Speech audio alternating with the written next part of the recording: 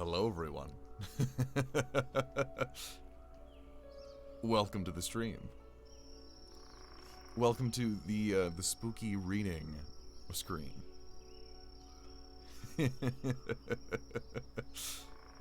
Oh, I need to fix the chat window. Chat window got messed up. That's okay. We can easily fix this.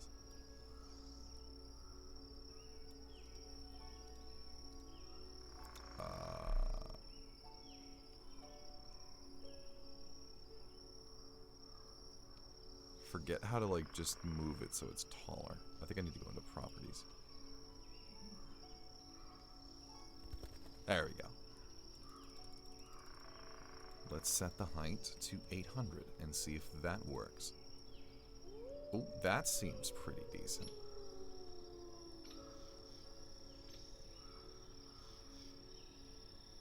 There we go. We'll work with that for now. This is going to be obviously a work in progress. This is the first time this overlay is being used.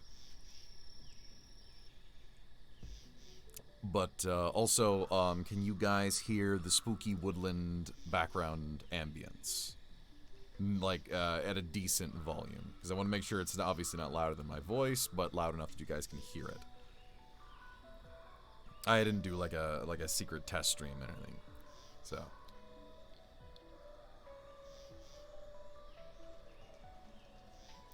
A lot of wolves right now. Bucket, quick, run and hide. The wolves are coming for you. Yeah, it's alright. Alright, cool. Thank you, thank you. So yes, so we've got Buckets out in the woods. He's roasting a marshmallow. Lack of s'mores is spooky. Well, he might have the rest of the means to make s'mores in that backpack of his. Because he came prepared. He's got his little backpack there, filled with all sorts of supplies. He's got his little hand lantern for if it gets dark. And he's roasting a marshmallow by a nice open fire. So tonight, I figured I would actually do the thing that my channel is supposed to be known for, and actually utilize my voice to read things. I know, shocking, really. Shocking that I'm not playing some random MMO that nobody in this channel knows about, or playing some sort of... That sound effect just scared the shit out of me. Damn, this is some good ambience. We're not playing some weird, bizarre, LSD-driven game. No, I'm actually reading something for once. It's weird. It's really weird, isn't it? Hey, wait. Where'd my water go? Hey! Where's my huge container of water? Hold on a second. What's going on here? I need my water. I'm gonna be reading for hours. I need hydration.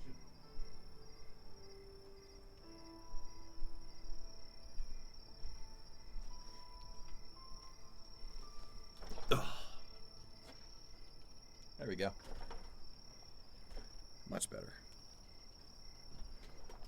Alright. Yeah, I need a drink of water. I'm already feeling the need for hydration.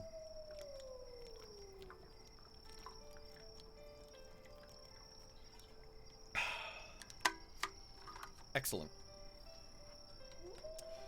So get yourselves comfy. Oh, excuse me. Or continue doing whatever it was you were doing. Because tonight, we're going to be reading one of my favorite series found on Reddit, No Sleep. I've read these years and years ago, and these were really, really cool. If you're familiar with it, these are a set of stories titled, I'm a Search and Rescue Officer for the U.S. Forest Service, and I have some stories to tell. One of the most, like, renowned set of stories on this site. Very famous.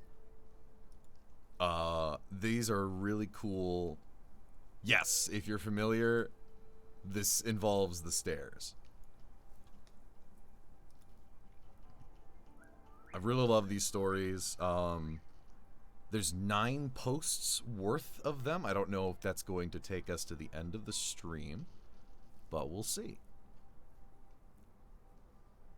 But I will, while I'm explaining this, I'm also going to edit the little title up there so that way new people coming in who want to ask, what is it that you're reading? I don't have to interrupt the story to tell them.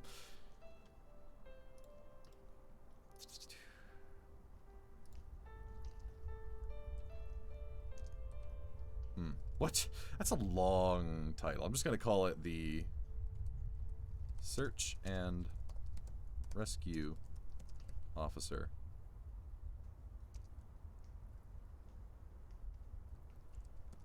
Stories.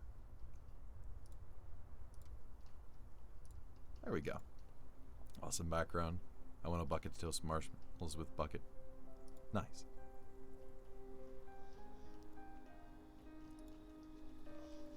So, yeah, these are written in the style of a person actually posting these stories online, sharing them with people. So it's fiction written as if this person is recounting their personal experiences on like a web forum. It gets a little funky with point of view at some points, but it should be fine, so. Without further ado, I shall begin. So sit back, relax, and get spooked. Thank you, wolves.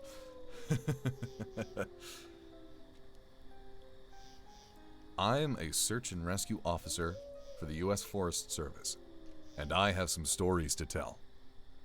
I wasn't sure where else to post these stories, so I figured I'd share them here. I've been an SAR officer for a few years now, and along the way, I've seen some things that I think you guys will be interested in. I have a pretty good track record for finding missing people. Most of the time they just wander off the path or slip down a small cliff and they can't find their way back. The majority of them have heard the old stay where you are thing and they don't wander far. But I've had 2 cases where that didn't happen.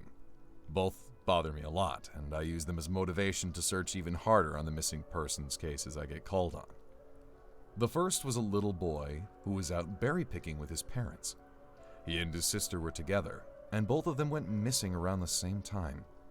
The parents lost sight of them for a few seconds, and in that time, both the kids apparently wandered off.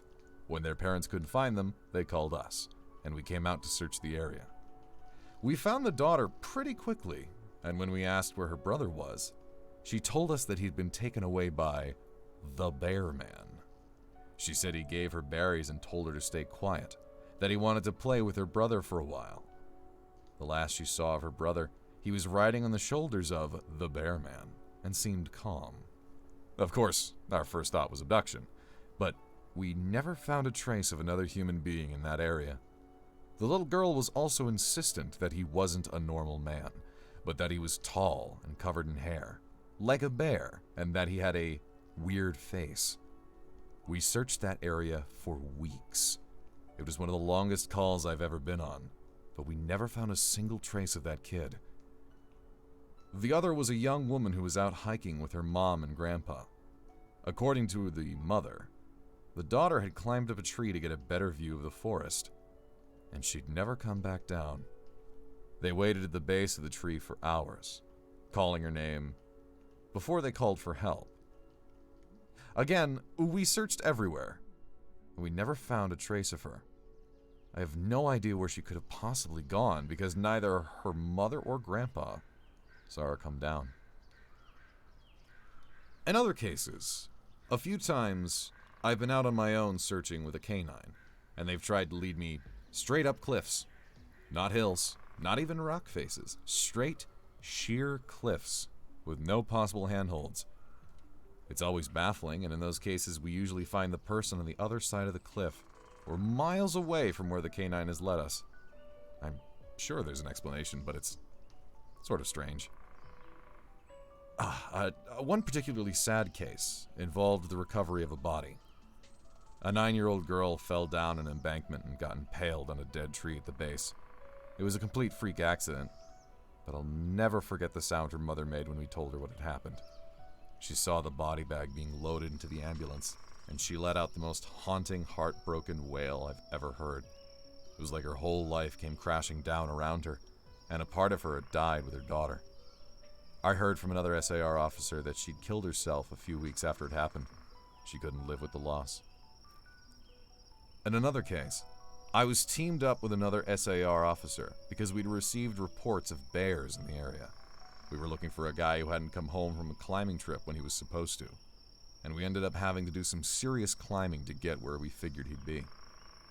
We found him trapped in a small crevasse with a broken leg. It was not pleasant. He'd been there for almost 2 days, and his leg was very obviously infected. We were able to get him into a chopper, and I heard from one of the EMTs that the guy was absolutely inconsolable. He kept talking about how fine he'd been doing, and when he'd gotten to the top, a man had been there. He said the guy had no climbing equipment, and he was wearing a parka and ski pants. He walked up to the guy, and when the guy turned around, he said he had no face. It was just blank. He freaked out and ended up trying to get off the mountain too fast, which is why he'd fallen. He said he could hear the guy all night, climbing down the mountain and letting out these horrible muffled screams. That story bothered the hell out of me. I'm glad I wasn't there to hear it. Another time, one of the scariest things I've ever had happen to me involved the search for a young woman who'd gotten separated from her hiking group. We were out until late at night because the dogs had picked up her scent. When we found her, she was curled up under a large rotted log. She was missing her shoes and pack and was clearly in shock. She didn't have any injuries, and we were able to get her to walk back with us to base ops. Along the way, she kept looking behind us and asking why that big man with black eyes was following us. We couldn't see anyone, so we just wrote it off as some weird symptom of shock. But the closer we got to base, the more agitated this woman got. She kept asking me to tell him to stop making faces at her. At one point, she stopped and turned around and started yelling into the forest, saying that she wanted him to leave her alone. She wasn't going to go with him, she said, and she wouldn't give us to him. We finally got her to keep moving, but we started hearing these weird noises coming from all around us. It was almost like coughing, but more rhythmic and deeper. It was almost insect-like. I don't really know how else to describe it. When we were within the sight of the base ops, the woman turns to me, and her eyes were about as wide as I can imagine a human could open them.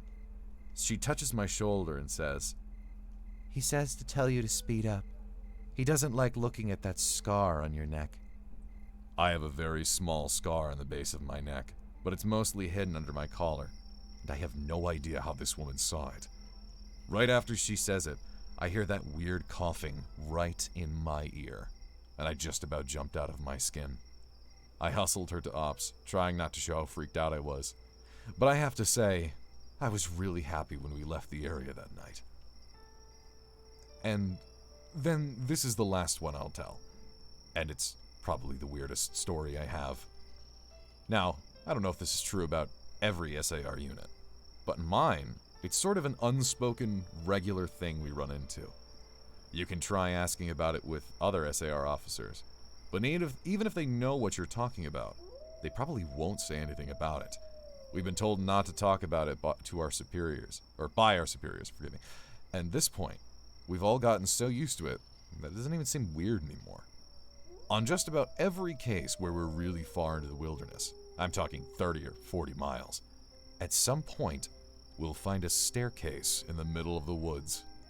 It's almost like if you took the stairs in your house, cut them out, and just put them into the forest.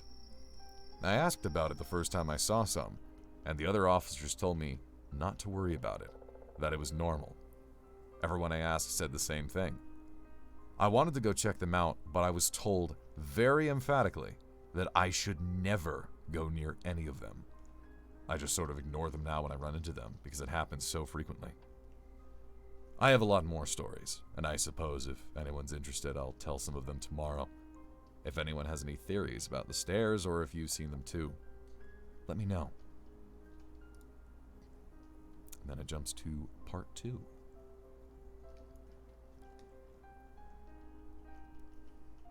So I logged back on tonight and was blown away by the staggering amount of interest this seems to have generated. First off, I'll address a few things that you guys have brought up.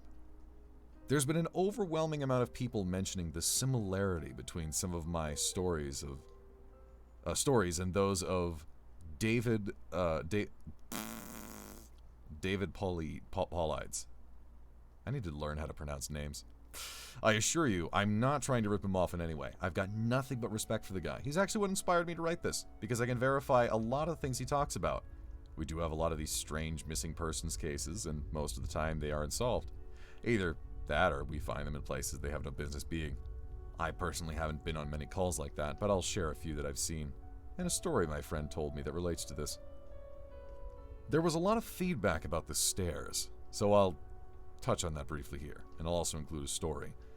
They come in a variety of shapes, sizes, styles, and conditions. Some are pretty dilapidated, just ruins, but others are brand new. I saw one set that looked like came from a lighthouse. They were metal and spiral, almost old-fashioned. The stairs don't go up infinitely, or farther than I can see, but some sets are taller than others.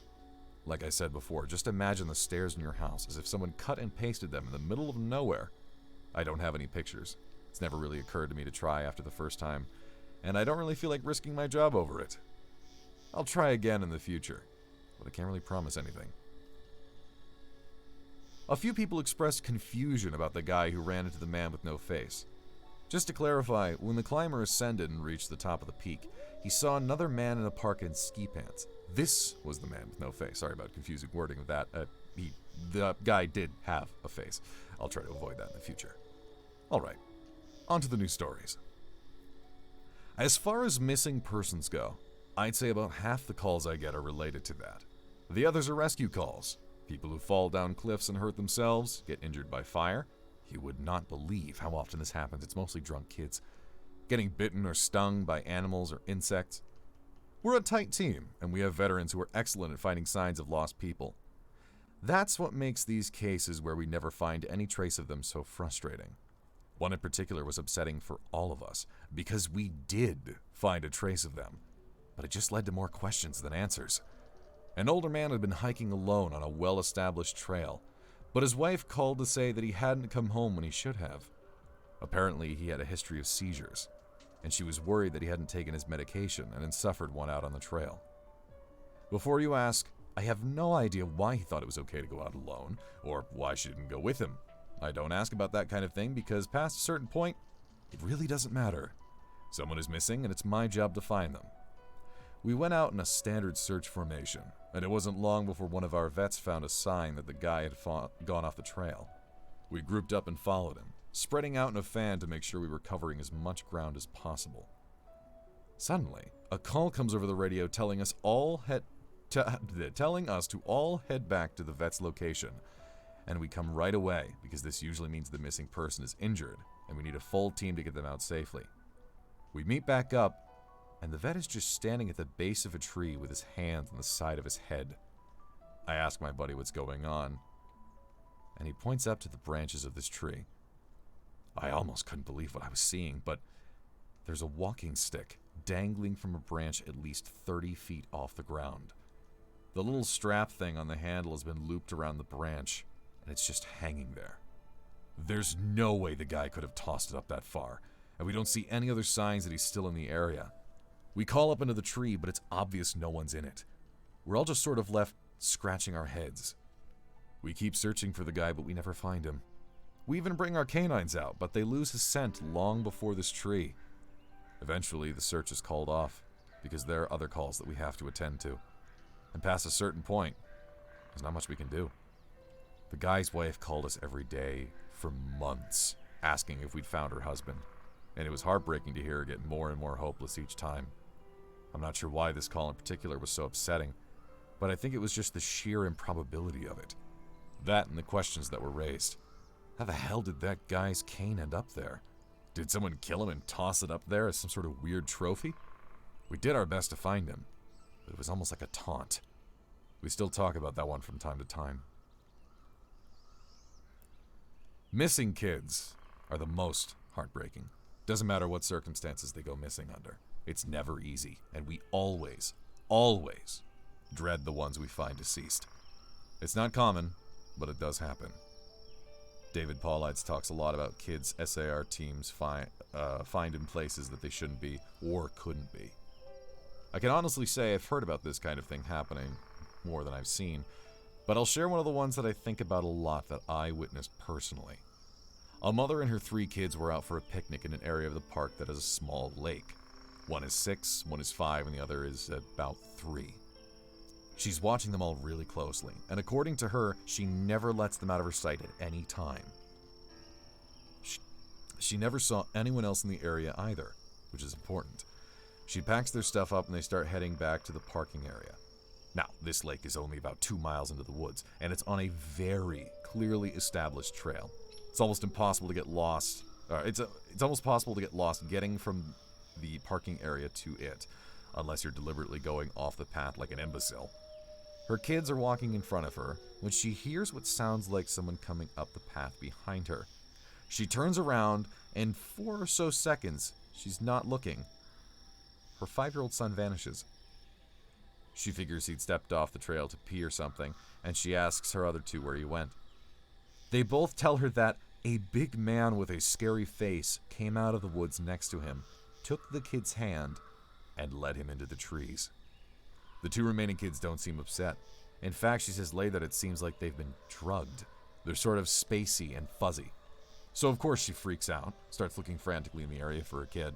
She's screaming his name, and she says at one point she thinks she heard him answer her. Now obviously she can't go blindly running into the woods. She's got another 2 kids, so she calls the police and they send us out immediately. We respond, and we start the search for him. Over the course of this search, which spans miles, we never found a single trace of the kid. Canines can't pick up... I think that's supposed to mean can. Canines can pick up any scent, but we don't find any clothing or broken bushes or literally anything that would signify a child being there. Of course, there's suspicion about the mother for a while, but it's pretty clear that she's completely destroyed by the whole thing. We looked for this kid for weeks, with a lot of volunteer help. But eventually, the search peters out, and we have to move on. The volunteers keep searching, though, and one day we get a call on the radio, letting us know that a body has been found and needs to be recovered. They tell us the location, and none of us can believe it. We figure it has to be a different kid, but we go out there, and about 15 miles from the site where he vanished, sure enough, we find the body of the kid we've been looking for. I've been trying to figure out how this kid got where he did ever since we found him, and I've never come up with an answer. A volunteer just happened to be in the area because he figured he might as well look in places that no one else would think to on the off chance the body had been dumped. He comes to the base of a tall, rocky slope, and halfway up he sees something. He looks through his binoculars, and sure enough, it's the body of a little boy, stuffed in a little opening in the rock. He recognizes the color of the kid's shirt, so he knows right away that it's the missing boy. That's when he calls it in, and we're dispatched. It took us almost an hour to get his body down, and none of us could believe what we were seeing. Not only was this kid 15 miles from where he'd started, there was no possible way he could have gotten up there on his own. The slope is treacherous, and it's hard even for us with our climbing gear. A 5-year-old boy had no way of getting up there, of that I'm certain. Not only that, but the kid doesn't have a scratch on him. His shoes are gone, but his feet aren't damaged or dirty. So it wasn't as if an animal dragged him up there, and from what we can tell, he hasn't been dead that long. He'd been out there over a month by that point, and it looked like he'd only been dead for at most a day or 2. The whole thing was unbelievably strange. It was one of the most disconcerting calls I'd ever been on. We found out later that the coroner determined the kid had died from exposure. He'd frozen to death, probably late at night 2 days before we found him. There were no suspects, and no answers. To date, it's one of the weirdest things I've ever seen. One of my first jobs as a trainee was a search op for a 4-year-old kid that had gotten separated from his mom. This is one of those cases where we knew we were going to find him, because the dogs were on a strong scent trail, and we saw clear signs that he was in the area. We ended up finding him in a berry patch about half a mile from where he'd been last seen. Kid wasn't even aware that he wandered that far. One of the vets brought him back, which I was glad for because I'm not really good with kids, and I find it hard to talk to them or keep them company. As my trainer and I are headed back, she decides to take me on a detour to show me one of the hot spots where we tend to find missing people. It's a natural dip in the land near a popular trail, and people will usually move downhill because it's easier. We hike out there. It's a few miles away, and we get there in about an hour or so. As we're walking around the area and she's pointing out places she's found people in the past, I see something in the distance. Now, this area we're in is about 8 miles from the main parking lot, though there's back roads you can take to get closer if you don't want to hike that far. But we're on state-protected land, which means there can't be any kind of commercial or residential development out here. The most you'll ever see is a fire tower or a makeshift shelter that homeless people think they can get away with building. But I can see from here that whatever this thing is has straight edges. And if there's one thing you learn quickly, it's that nature rarely makes straight lines. I point it out, but she doesn't say anything. She just hangs back and lets me wander over and check it out. I get within about 20 feet of it, and all the hair on the back of my neck stands up. It's a staircase in the middle of the godforsaken woods. In the proper context, it would literally be the most benign thing ever. It's just a normal staircase with a beige carpet at about 10 steps tall. But instead of being in a house, where it obviously should be, it's out here in the middle of the woods.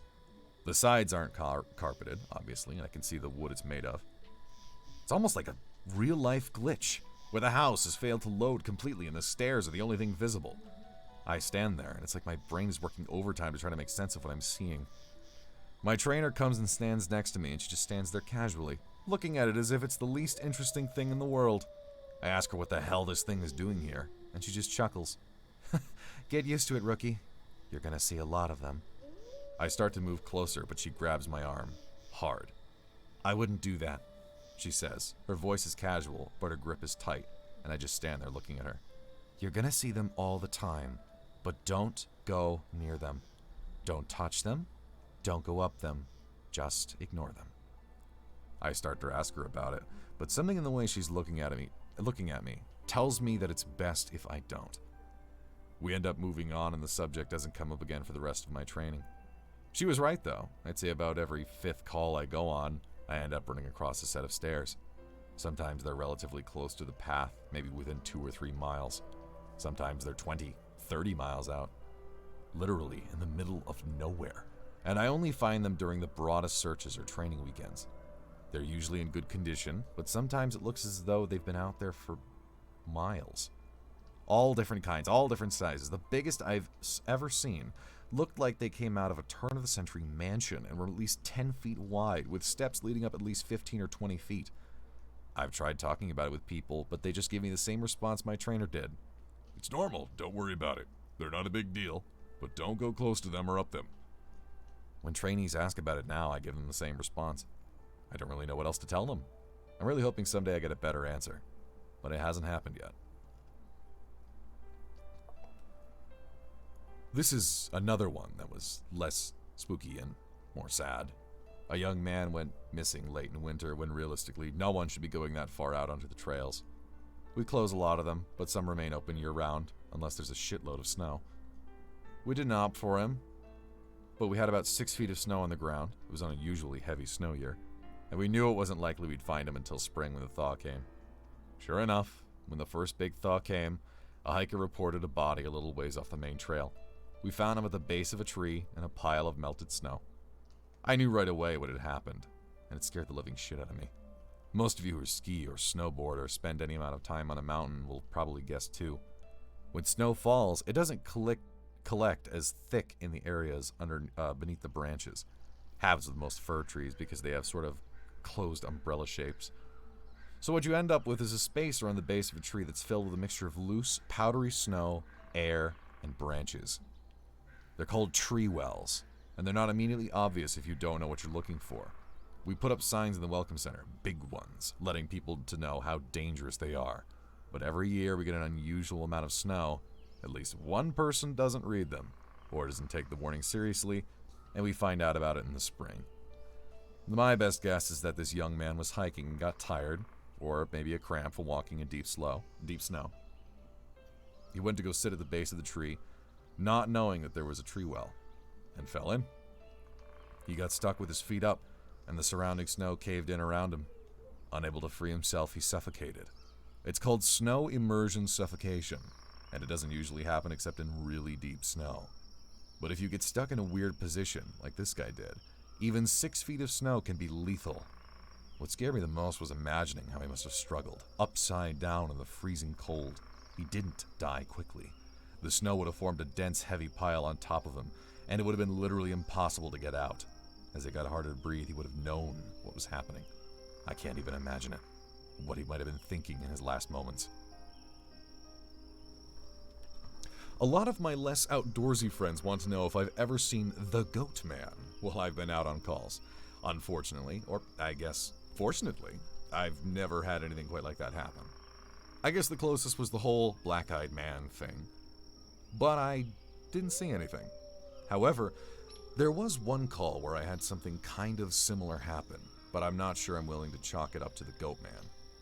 We'd gotten a report that an older woman had fainted along one of the trails and needed assistance getting back down to the main area. We hike up to where she's at, and her husband is just beside himself.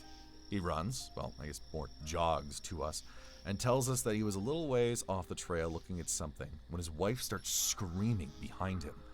He runs back to her and she's passed out on the trail. We get her on a backboard, and as we're getting her down to the welcome center, she comes to and starts screaming again. I calm her down and ask what happened. I can't remember verbatim what she said, but essentially what happened was this. She'd been waiting for her husband when she started hearing this really strange sound. She said it sounded sort of like a cat, but it was off somehow, and she couldn't quite figure out why. She went a little ahead to try to hear it better, and it sounded like it was coming closer.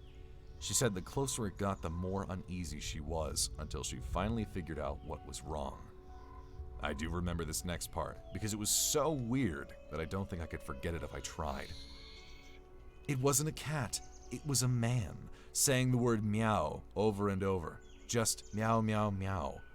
But it wasn't a man, it couldn't have been, because I've never heard a man make his voice buzz like that.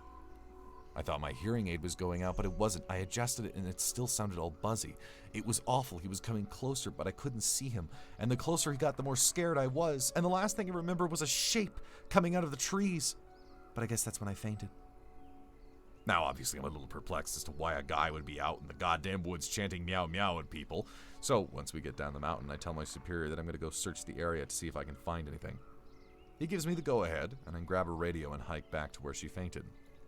I don't see anyone, so I keep going about a mile more. And when I head back to go off the trail, to see if I can figure out where she saw him coming from. Oh, shoot, I'm sorry, I messed that up. And when I head back, I go off the trail to see if I can figure out where she saw him coming from. It's almost sunset by this point, and I don't have any desire to be out at night alone, so I just sort of write it off and make a mental note to check it out again tomorrow. But as I'm headed back, I start to hear something in the distance. I stop and I call out for anyone in the immediate area to identify themselves. The sound didn't come closer or get louder, but it sounded exactly like a man saying meow meow in this really odd monotone. As comical as I make it sound, it was almost like that guy in South Park with the electrolarynx, Ned. I go off the trail in the direction I think it's coming from, but I never seem to get any closer. It's almost like it's coming from all directions. Eventually, it just sort of fades out, and I ended up going back to the welcome center. I didn't get any further reports like that, and even though I went back to that area, I never heard that exact sound again. I suppose it could have been some stupid kid out there messing with people, but even I have to admit, it was weird. So this kind of turned into a massive wall of text, and for that I apologize. I wanted to get to the stories my friend told me, and he does have some good ones, so I'll post those tomorrow evening. I also have a few more of my own that I think you guys will like. Sorry to keep you all in suspense again. Hopefully the stories here make up for it, and we'll get you through the next 24 hours until I can post again. And I'll move on to part 3. Sorry, I'm like tripping over some of my words. But it's been a while since I've read like this much, so... This is technically a cold read, because I read these like 5 years ago, but I think I'm doing well. As long as you guys are enjoying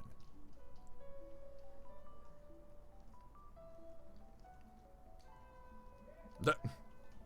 Streaming the room over, they just blew a party blower. What mic do I have? This is a Bluebird. I purchased it from Sweetwater. It's a Bluebird stand mic. And I have a Scarlett equalizer. The Focusrite Scarlett 2i2. So anyways, part 3. I'm actually going to take a little sip of water before we continue on to part 3. There is one story in this series that is my favorite. And when we get to it,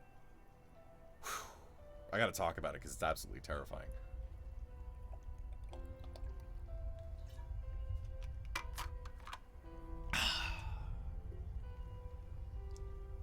Bucket, is that marshmallow roasted yet? You've been holding it there for a long time. Maybe you need to get a little closer to the fire.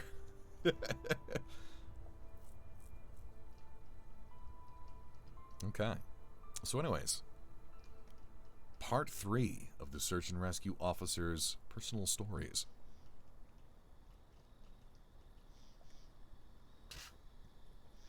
Well, once again, you guys have blown me away with your staggering amount of responses to my stories. There's no way I can respond to each of you individually, so I'm just going to address some common things again and then move on to the stories. I'm going to write as many as I can think of, in addition to my friends' stories, and I will probably not update again until I get a chance to answer some questions that I myself have for my superiors. Excuse me. Alright, so the common questions I found you all had. I am not comfortable talking about where exactly I work. Unfortunately, in all reality, some of the things I've mentioned could get me in a lot of trouble, or fired, so it's best if I don't discuss too much. I will say this is in the United States and in an area that is comprised of a great deal of wilderness. We're talking hundreds of miles of thick forest with a mountain range and a few lakes. There is still a great amount of interest in the stairs, and luckily for you guys, my friend has a story that I think you'll all be very interested in. I'll go into that more at the end of this update. As for whether or not I've ever thought of asking my superiors about them, I have, but again, I don't want to risk my job. However, one of my former superiors no longer works as an SIR officer, and it's possible that he may be willing to talk to me about it. I'll be speaking with him later in the week, and I will let you know what comes of that. As far as advice on becoming an SIR officer goes, I think the best advice I can give is to contact your local Forest Service office and see if they offer training courses, or what the qualifications are. I've been doing this for years, and I started out as a volunteer helping on SAR operations. It's a great job, despite the occasional tragic situations, and I wouldn't want to do anything else. But enough about that. Let's move on to the stories. The first happened on a case that I went out right after I got out of training, and was still pretty new to everything. Before I took this job, I was a volunteer, so I had a basic idea of what to expect. But on those calls, you're mostly dealing with finding lost people after vets have found signs of them. As an SIR officer, you go out for all kinds of cases, from animal bites to heart attacks. This case got called early in the morning from a young couple who were up on one of the trails that goes by the lake. The husband was completely hysterical, and we couldn't really figure out what was going on. We could hear the woman screaming in the background, and he was begging us to come up there right away. When we get there, we see him holding his wife, and she's got something in her arms. She's screaming these awful, almost animal-like screams, and he's sobbing. He sees us and he screams at us to help them, to please get an ambulance up there. Now, obviously, we can't just drive an ambulance up the walking path, so we ask him if his wife needs help or if she can walk on her own. He's still hysterical, but he manages to tell us that it's not his wife that needs help. I go over while one of the vets tries to calm him down, and I ask the wife what's going on. She's rocking, holding something, and just shrieking over and over. I crouch down to see whatever she's holding. It's covered with blood. And that's when I notice a sling on her front, and my heart sinks. I ask her to tell me what's going on, and I sort of pry her arms gently open so I can see what she's holding. It's her baby, obviously dead. His head is caved in on one side, and he's covered with scratches. Now, I've seen dead bodies before, but something about this whole situation hits me hard. I have to take a second to compose myself, and I get up and go over to one of the other vets who's standing by. I tell him that it's a dead kid, and he sort of pats my shoulder and tells me he'll deal with it. It took us over an hour to get this woman to let us see her kid. Every time we try to take him from her, she flips out and tells us we can't have him, and that he'll be okay if we just leave her alone and let her help him. But eventually, one of the vets managed to calm her down, and she gives us the body. We took it back to the med area, but when the EMTs showed up, they told us that there was never any hope of saving the kid. He died instantly from the trauma to his head. I'm going to be real with you guys. This one is... I forgot. This is not the creepy one. This is like the sad one.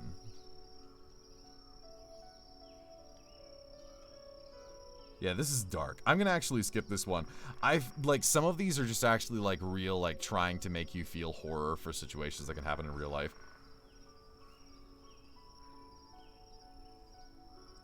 So I'm gonna jump past that one, because that one's basically, long story short, dead kid. Let's see this one. I haven't seen a lot of animal bites in my time as an SAR officer, mostly because there aren't that many animals that come around the area.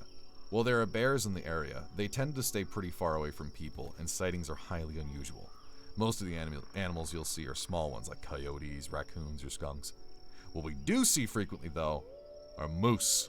And let me tell you, moose are nasty bastards. They'll chase after anything for any reason, and God help you if you get in between a female and its baby.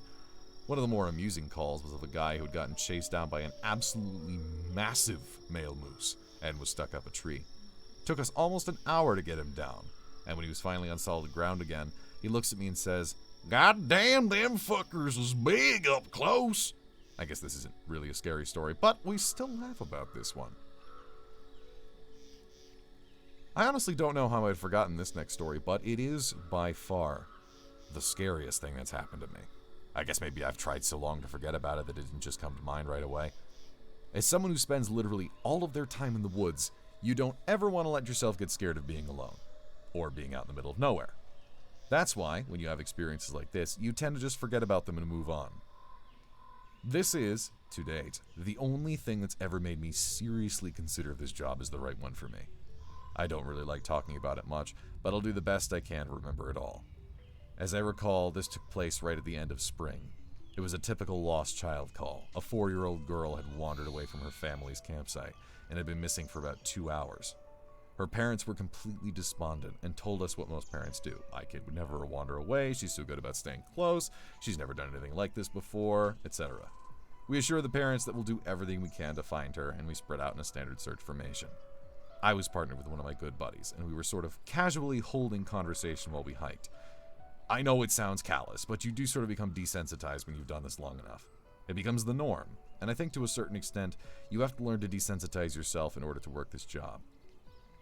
We search for a good 2 hours, going well beyond where we think she'd be, and we come out of a small valley when something makes us both stop in unison. We freeze and look at each other, and there's almost a sensation like a plane depressurizing. My ears pop and I have this odd sensation of having dropped about 10 feet. I start to ask my buddy if he felt that, but before I can, we hear the loudest sound I've ever heard in my life.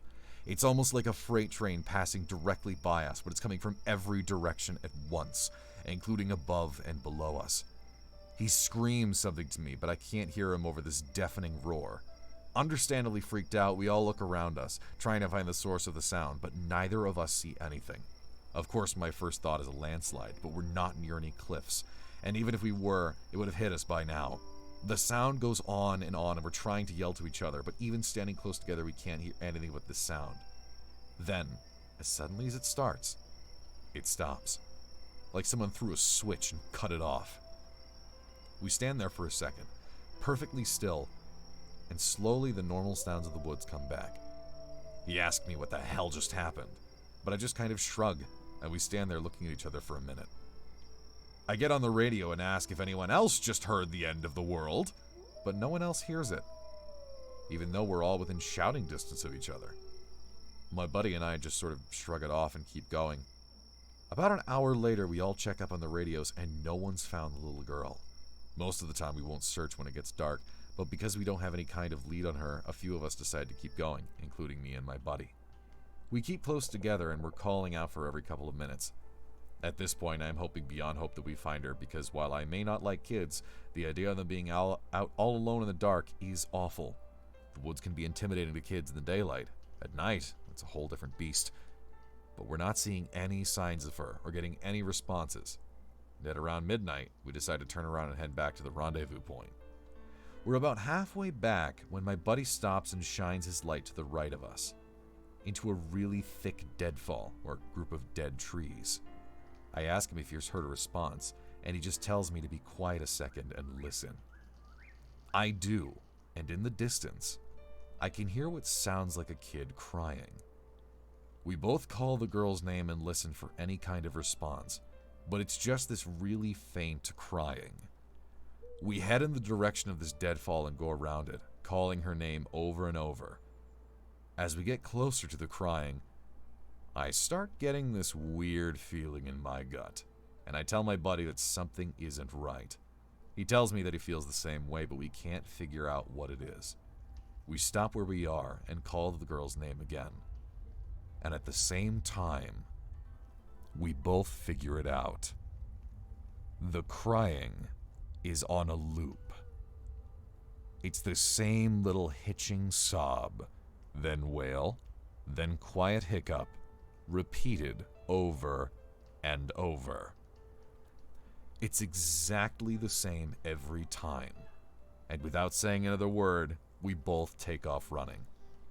It's the only time I've ever lost my composure like that, but something about it was so incredibly wrong, and neither of us wanted to stay out there anymore. When we got back to the rendezvous, we asked if anyone else had heard anything strange, but no one else knew what we were talking about. I know it sounds sort of anticlimactic, but that call fucked me up for a long time. As for the little girl, we never found any trace of her.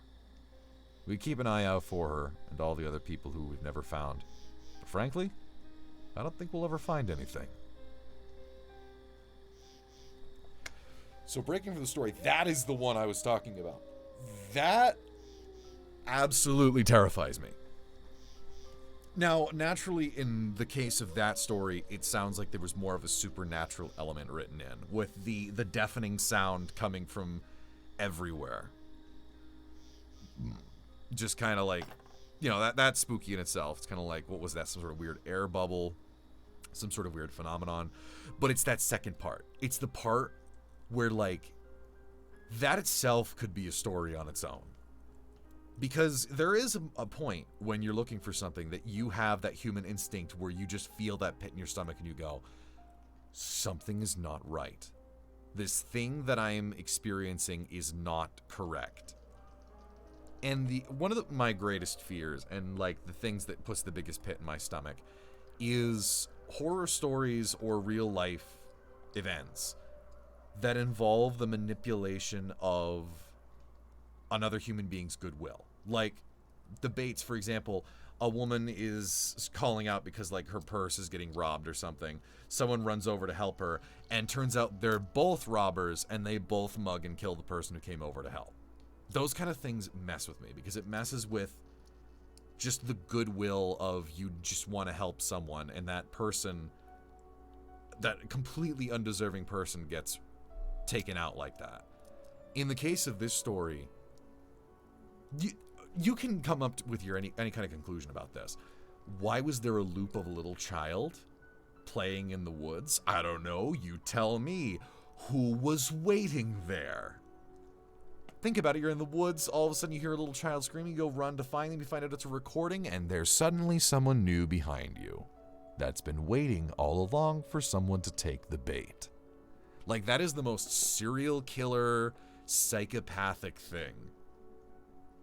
And then you add a level of supernatural on top of it. Terrifying. Absolutely terrifying. But enough about me gushing about that part. I will move on and read the continuation of the story. Of the missing persons calls I've gone out on, only a handful have ever resulted in a complete disappearance, meaning no trace of the person and no body ever found. But sometimes, finding a body just leads to more questions than answers. Here are some of the bodies we've found that have become infamous on our team. A teenage boy whose remains were recovered almost a year after he vanished. We found the top of his skull, 2 finger bones, and his camera almost 40 miles from where he had last been seen. The camera, sadly, was destroyed. The second was the pelvis of an older man who had vanished a month earlier. And that was all we found. The third was the lower jaw and right foot of a 2-year-old boy on the highest peak of a ridge in the southern part of the park. The fourth was the body of a 10-year-old girl with Down syndrome, almost 20 miles from where she'd vanished. She had died from exposure 3 weeks after going missing, and all of her clothes were intact except for her shoes and jacket. There were berries and cooked meat in her stomach when they did the autopsy.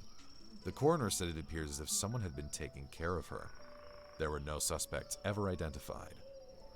The fifth was the frozen body of a 1-year-old baby, found a week after vanishing in the hollow trunk of a tree 10 miles from the area where he was last seen. There was fresh milk found in his stomach, but his tongue was gone. And the sixth, a single vertebrae and right kneecap of a 3-year-old girl, found in the snow almost 20 miles from the campground her family had been at the previous summer. Now on to a couple of the stories my friend told me. I mentioned that you were all interested in the stairs, and you're in luck. He's had a closer encounter with them. Though he doesn't have any explanation for them, he does have a bit more experience with them than I do. My buddy had been a SAR officer for about 7 years. He started when he was a junior in college, and he had a very similar experience when he first encountered the stairs. His trainer told him almost the same thing mine did, which was to never go near, touch, or ascend them. For the first year, he did just that, but apparently, his curiosity got the better of him, and on one call he broke away from the line and went to go check out a set of them. He said they were about 10 miles from the path where a teenage girl had vanished, and the dogs were following a scent. He was on his own, lagging behind the main group, when he saw a set of stairs off to his left. They looked like they were from a new house, because the carpeting was pristine and white. He said that as he got closer, he didn't feel any different or hear any weird noises. He was expecting something to happen, like bleeding from his ears or collapsing, but he got right up next to them and didn't feel a thing.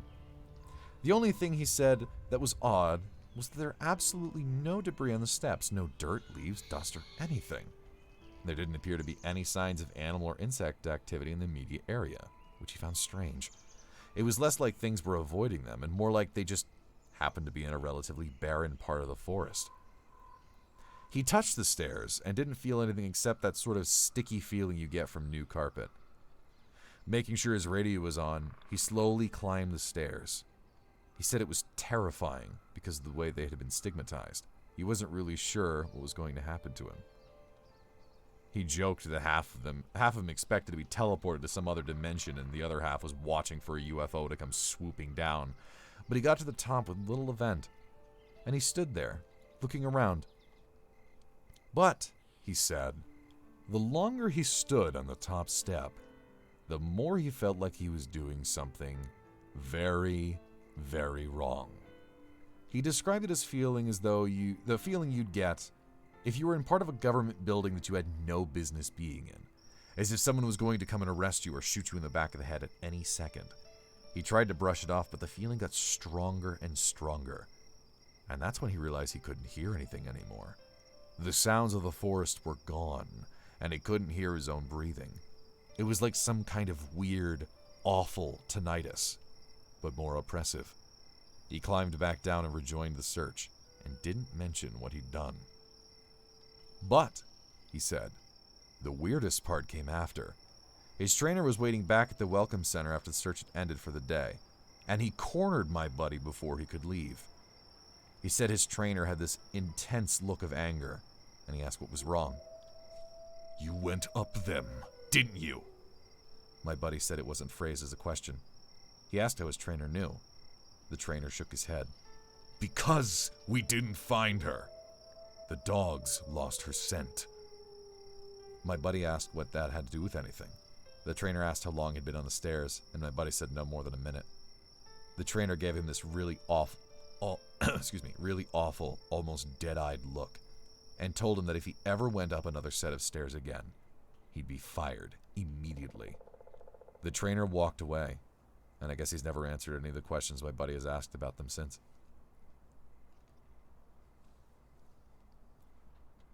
My buddy has been involved in a lot of missing persons cases, where there's never been a trace of the person found. I mentioned David Paulides, and my buddy said he can confirm that those stories are, for the most part, accurate. He said that most of the time, if the person isn't found right away, they're either never found, or they're found weeks, months, or years later in places they can't possibly have gotten to. One story he told me really stood out that involved a 5-year-old boy with a severe mental disability. The little boy vanished from a picnic area in the late fall. In addition to the mental disability, he was also physically handicapped, and his parents explained over and over that he simply could not have vanished. It was impossible. Someone had to have taken him. My buddy said they searched for this kid for weeks, going miles out of the accepted range. But it was like he'd never been there. The dogs couldn't pick up his scent anywhere, not even in the picnic area where he'd apparently vanished from. Suspicion fell on the parents, but it was pretty clear that they were devastated and hadn't done anything sinister to their kid. The search was concluded about a month later, and my buddy said everyone had pretty much forgotten it by later in the winter. He was out on a training op in the snow, on one of the higher peaks, when he came across something in the snow. He said he saw it from far away at first, and when he got closer, he realized it was a shirt, frozen and sticking partway out of the powder. He recognized it as belonging to the kid because it had a distinctive pattern. About 20 yards away, he'd found the kid's body, laying partially buried in the snow. My buddy said there's no way the kid had been dead for any more than a few days, even though he'd been missing for almost 3 months. The kid was curled around something, and when my buddy brushed off the snow to see what it was, he said he couldn't believe what he was seeing. It was a big chunk of ice that had been carved crudely to look sort of like a person. The kid was holding it so tight that it had frostbitten his chest and hands, which my buddy could tell even with the decay that had taken place. He radioed the rest of the crew, and they took the body off the mountain. Now, he recapped all of this for me, and to put it simply, there was no way this kid could have both survived for almost 3 months on his own, or have gotten to this peak. There was no physical way this child could have walked almost 50 miles and ended up on top of a goddamn mountain. To top it off, there was nothing in the kid's stomach or colon. Nothing, not even water. It was like, my buddy said, the kid had been taken off the face of the earth, put in suspended animation, and dropped on this mountain months later, only to die of exposure. He's never really gotten over that one. The last real share from him was one that took place relatively recently, only a few months ago. They were out doing a recon for mountain lions because there had been several reports of sightings in the last couple of days. One of our jobs is to scout out the areas where these animals are seen to ensure that if they are in the area, we can warn people and close off those trails. He was out on his town in a very heavily forested part of the park towards dusk when he heard what sounded like a woman screaming in the distance. Now, as most of you may know, when a mountain lion screams, it sounds almost exactly like a woman being brutally murdered. It's unsettling, but far from abnormal. My buddy radioed back and let the ops know that he'd heard one, and that he was going to keep going to see if he could figure out where its territory started. He heard the mountain lion scream a couple more times, always from the same spot, and determined the approximate area of the mountain lion's territory. He was about to head back when he heard another scream, this time with only a few yards of him. Of course, he freaks out and starts heading back at a much faster pace, because the last thing he wants to do is run into a goddamned mountain lion and get mauled to death. As he got back on the path, he started heading back. The screaming followed him, and he broke into a jog. It was when he was about a mile from ops the screaming stopped, and he turned around to see if it was following him. It was almost night by this point, but he said in the distance, just before the path rounded a corner, he could see what looked like a male figure. He called out to them, warning them that the paths were closed and that he needed to come back to the welcome center. The figure just stood there, and my buddy started to walk over. When he was about 10 yards away, the figure took, as he described, an impossibly long step toward him and let out the same scream my buddy had been hearing. My buddy didn't even say anything. He just turned and sprinted back to ops, never looking behind him. By the time he got back, the screaming had moved back into the woods. He did not mention it to anyone else, just said there was a mountain lion in the area and they would need to close those paths until the animal could be located or moved.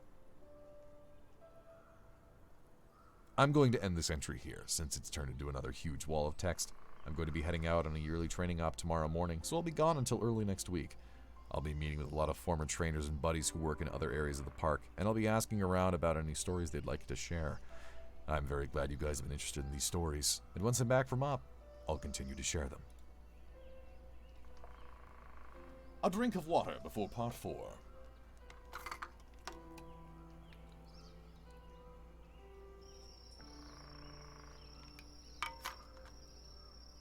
I love the one of just the freaking Wendigo man just taking a big old long steppy into just going, you know. I took a steppy real far.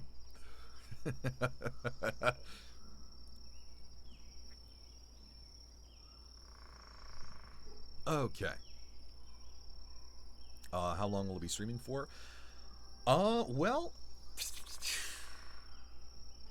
we're on part 4. It's been about an hour. So this might be like a 3-hour stream, because there are, I believe, 9 parts to this. And this is the only thing I really plan about reading tonight, so.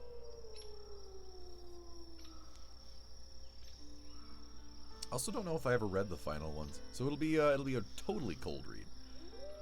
Or dry read. Is it dry read? I think it's dry read. But anyways.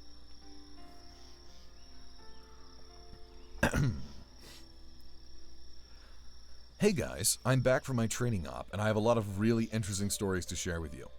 I've got enough that I'm going to break them up into 2 parts, this being the first. I'd love to put them all in one entry, but I just haven't had the chance to write them all down yet. I didn't have anything too crazy happen while I was out there, but we did have one incident with a rookie that I found relevant. Since I'm sure you guys have been waiting for these, I'll just get right into the stories. I'll assign a batch of stories to the person who told them to me. These are from KD. KD is a vet who has been an SAR officer for about 15 years. She specializes in high-elevation mountain rescues and is widely considered one of the best in her field. She was one of the more enthusiastic storytellers, and since we were together a fair amount during exercises, she ended up telling me about 4 that really stuck with me. Oh, I have to check this one. I think this is actually a sad one.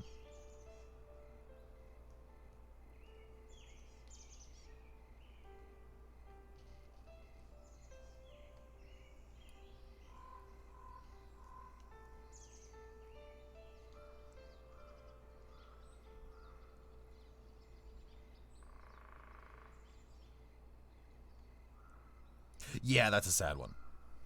I don't want to read the sad ones. I don't want to make you guys sad.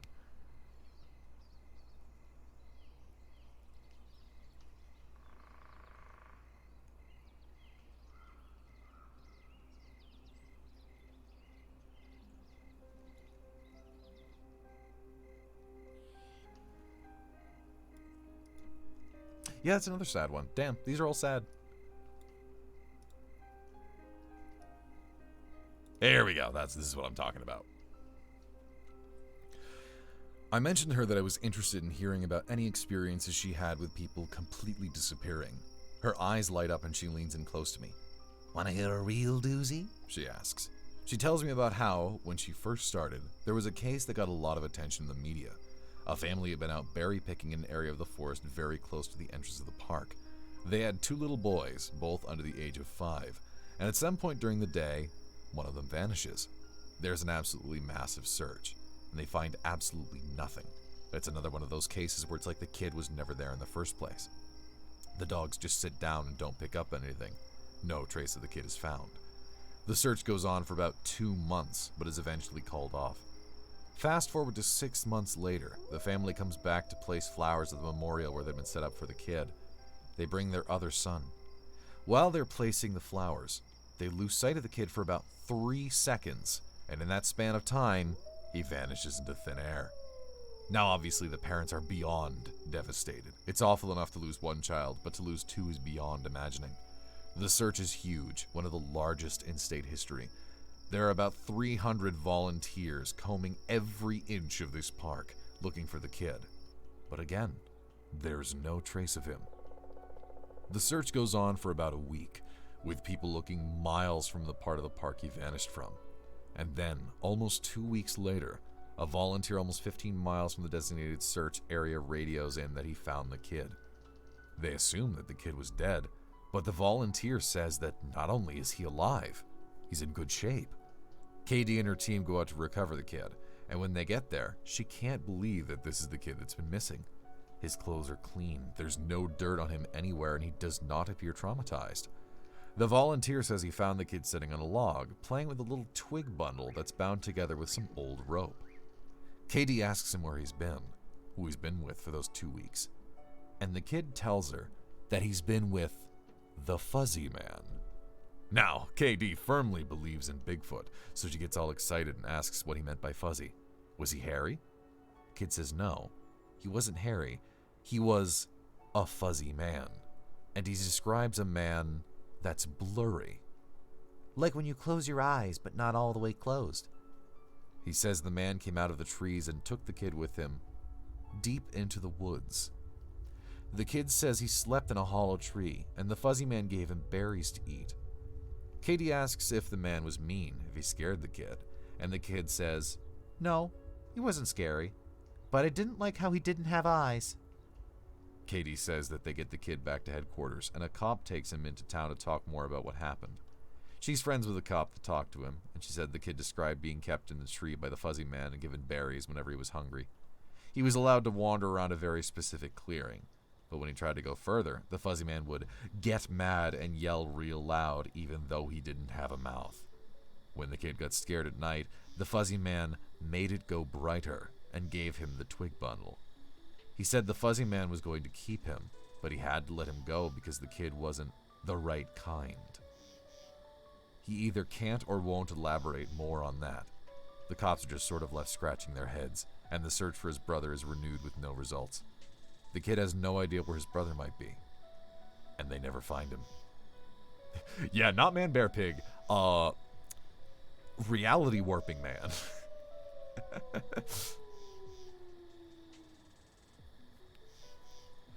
The last story that Katie...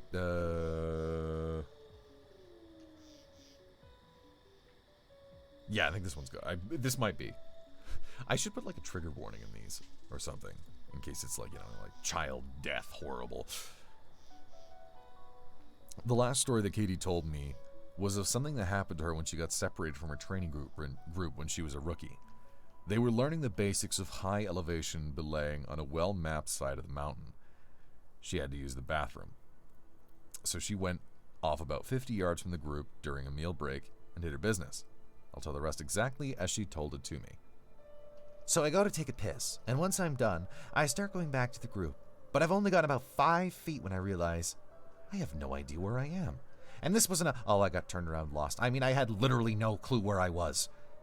If you'd ask me, I don't even think I'd be able to tell you what state we were in. It was sort of how I imagine people with amnesia feel, You're completely lost, you have no idea what to do. So I stood there for a while, just trying to figure out where the hell I was and what I was supposed to do. But the longer I stand there, the more confused and turned around I get. So I started walking. As I recall, I just picked a random direction and went for it. And as I'm walking, it's just getting worse and worse to the point that I have no concept of why I'm on this mountain in the first place. I'm just trudging through the snow, and then I start hearing this voice. It's kind of inside my head, almost. Like if a frog could talk, all low and croaky. And it's telling me over and over, It's okay. It's okay. You just need to find something to eat. Find something to eat and you'll be okay. Just keep walking and find something to eat. Eat. Eat. So I start looking around for anything that I can eat, and I swear to God, I've never felt that hungry in my whole life. It was bottomless, and I think I'd just eaten about anything you put in front of me right then and there. I had no concept of time, so I had no idea how long I'd been out there when I hear an actual voice coming toward me. I go toward it and see one of the other SARs, and he looks absolutely terrified. He's running towards me, asking if I'm okay and what the hell I'm doing out here. And the scary thing was, as he's running towards me, I kind of see myself reaching into my belt for my hunting knife. I don't even really think about what I'm doing, but what I am thinking is that I have to eat, and that if I don't eat, I'll never be okay again.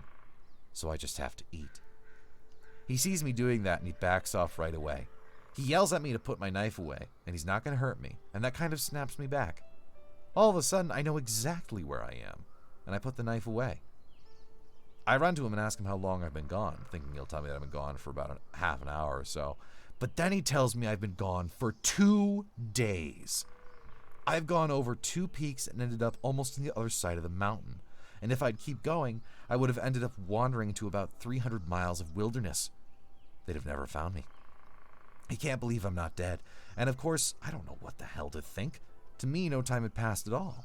I don't say anything. I just go back with them to the rendezvous point, and I'm taken back to HQ to be airlifted to the hospital. When I get there, they do all sorts of tests, try to figure out what happened. As best as they can guess, I had some sort of weird amnesiatic state, or a weird seizure that knocked my brain out of whack. But the truth is, we don't really know. It's never happened again, but I'll tell you, ever since then, I never go out there alone. People rag on me for making them come with me when I have to leave the group, but I just tell them that listening to me piss in the snow is better than losing me for 2 fucking days on a freezing mountain. But is he gluten-free? Probably not. The next person I talked to was EW, a former trainer who now works as an EMT. He still comes to ops like this to help out, but doesn't work full-time for us anymore. He specialized in finding lost kids. He just seemed to have a sixth sense for when it came to knowing where they'd gone. He's a legend among the more senior vets, but he gets embarrassed if you compliment him on his work. He sat down with me at dinner one evening, and we ended up swapping stories. Most of them were just casual, but when we got on the subject of our weirder calls, I mentioned that I had a buddy who'd gone up a set of stairs. He got kind of quiet and asked me if I'd heard of a little boy who'd disappeared from his park a few years back. I hadn't, so he told me this story. They were out looking for this 11-year-old boy, Joey, who'd gone missing near a river. Of course, the first thought was that he'd fallen in and drowned, but when they brought dogs out, they led SAR officers far away from the river and up to a very densely forested area.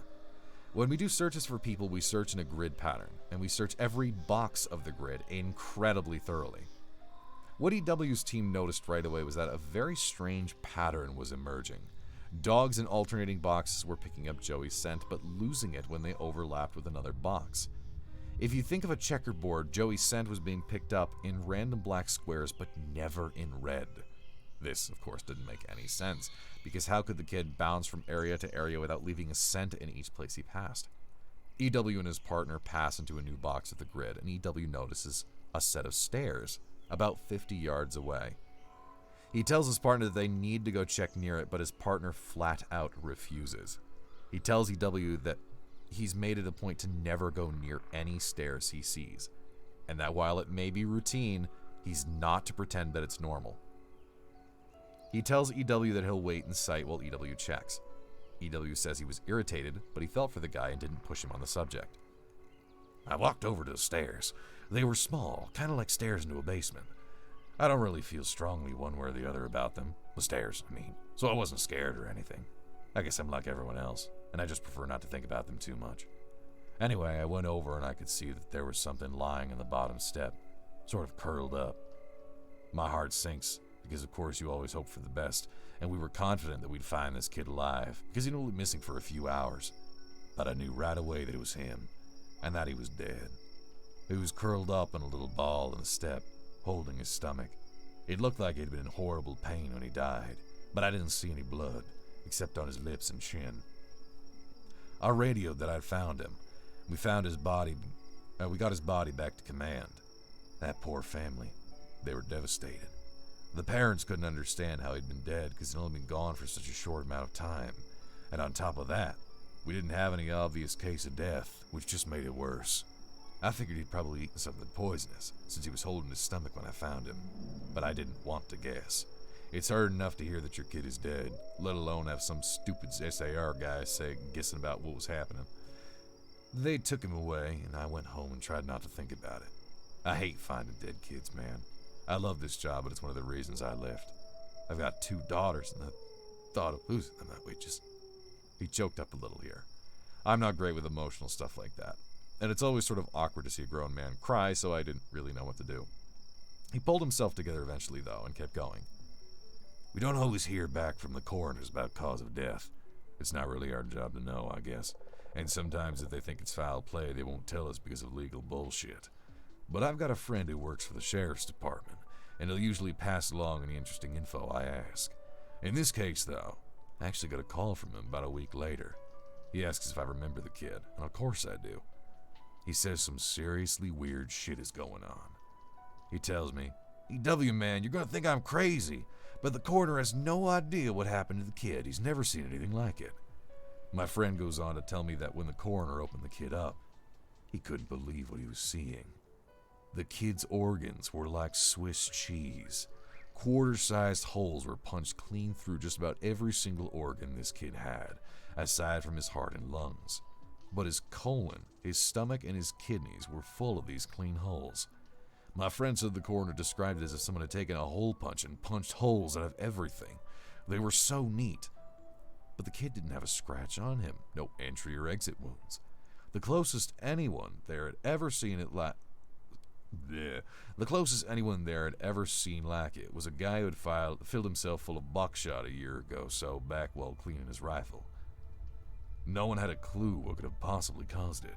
My friend asked me if he ever heard anything like it, or if we'd had similar cases in the past, but I'd never even heard of something like that, and I told him it wasn't going to be of any help to him. As far as I know, the coroner determined the cause of death as something like massive internal bleeding, but no one knows what really happened. I've never been able to forget that kid. I have nightmares about it sometimes.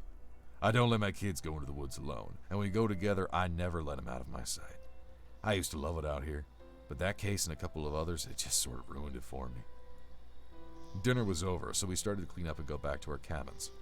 Before we went our separate ways, he put his hand on my shoulder and looked at me really close.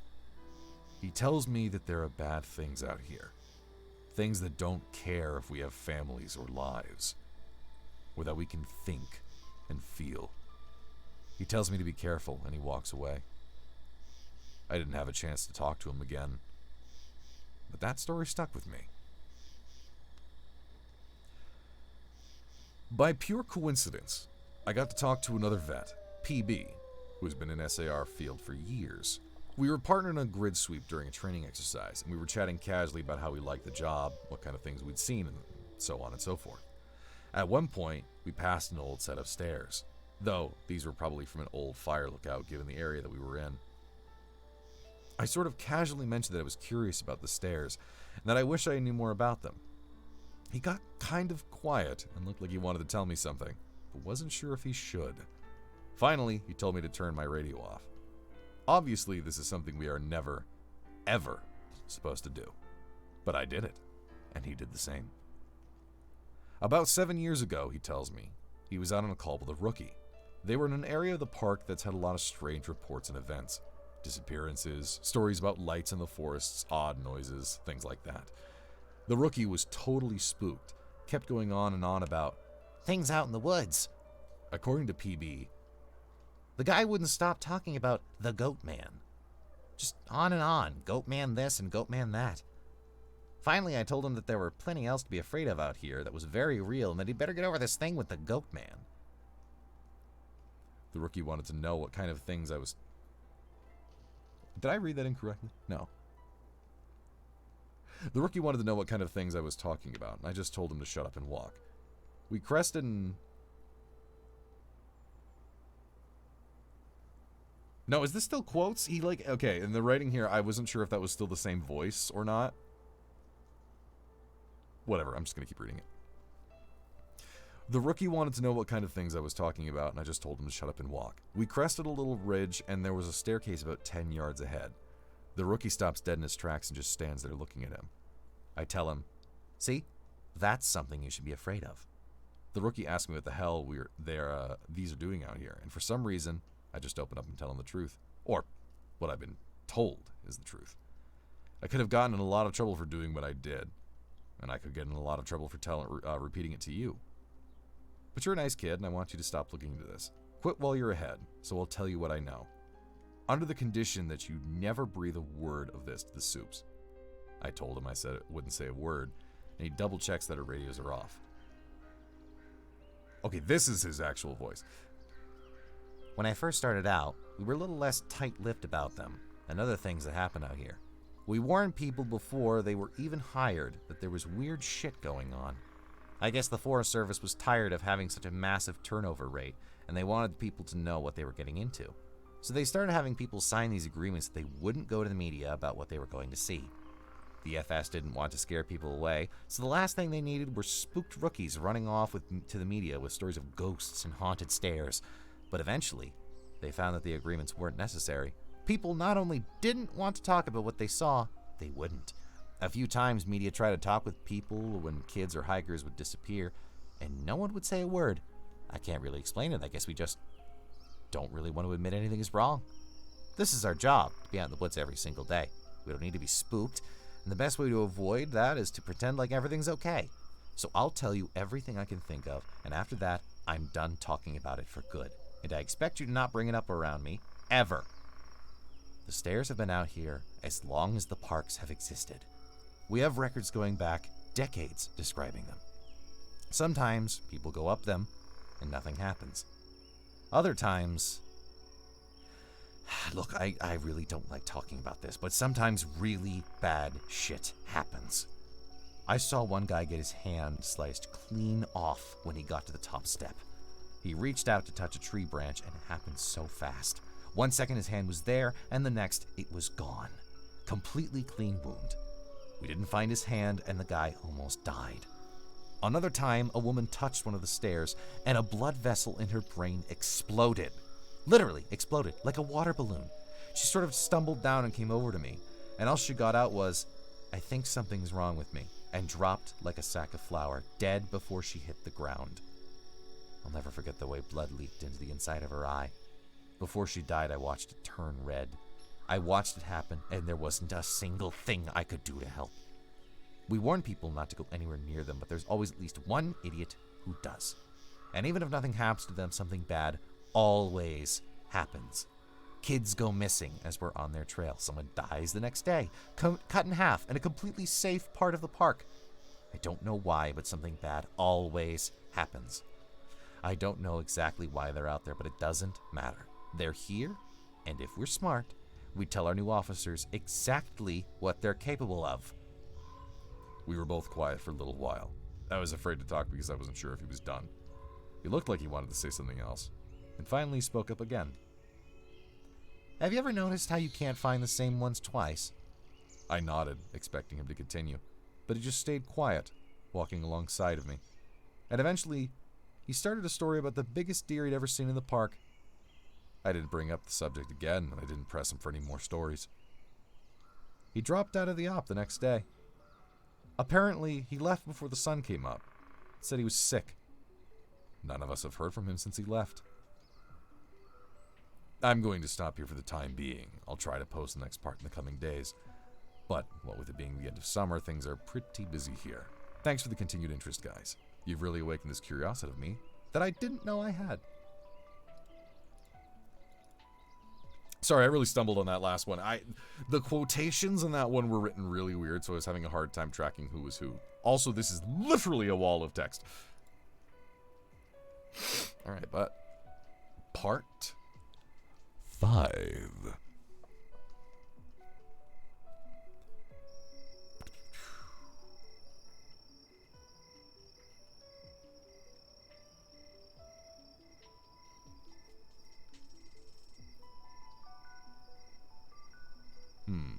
I'm reading ahead of this one. I'm seeing the word kids and dead.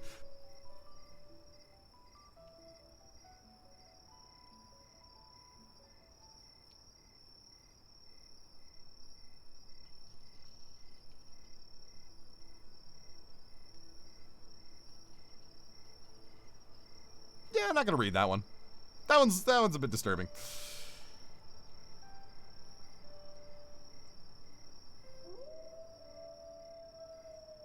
There we go, now we're talking.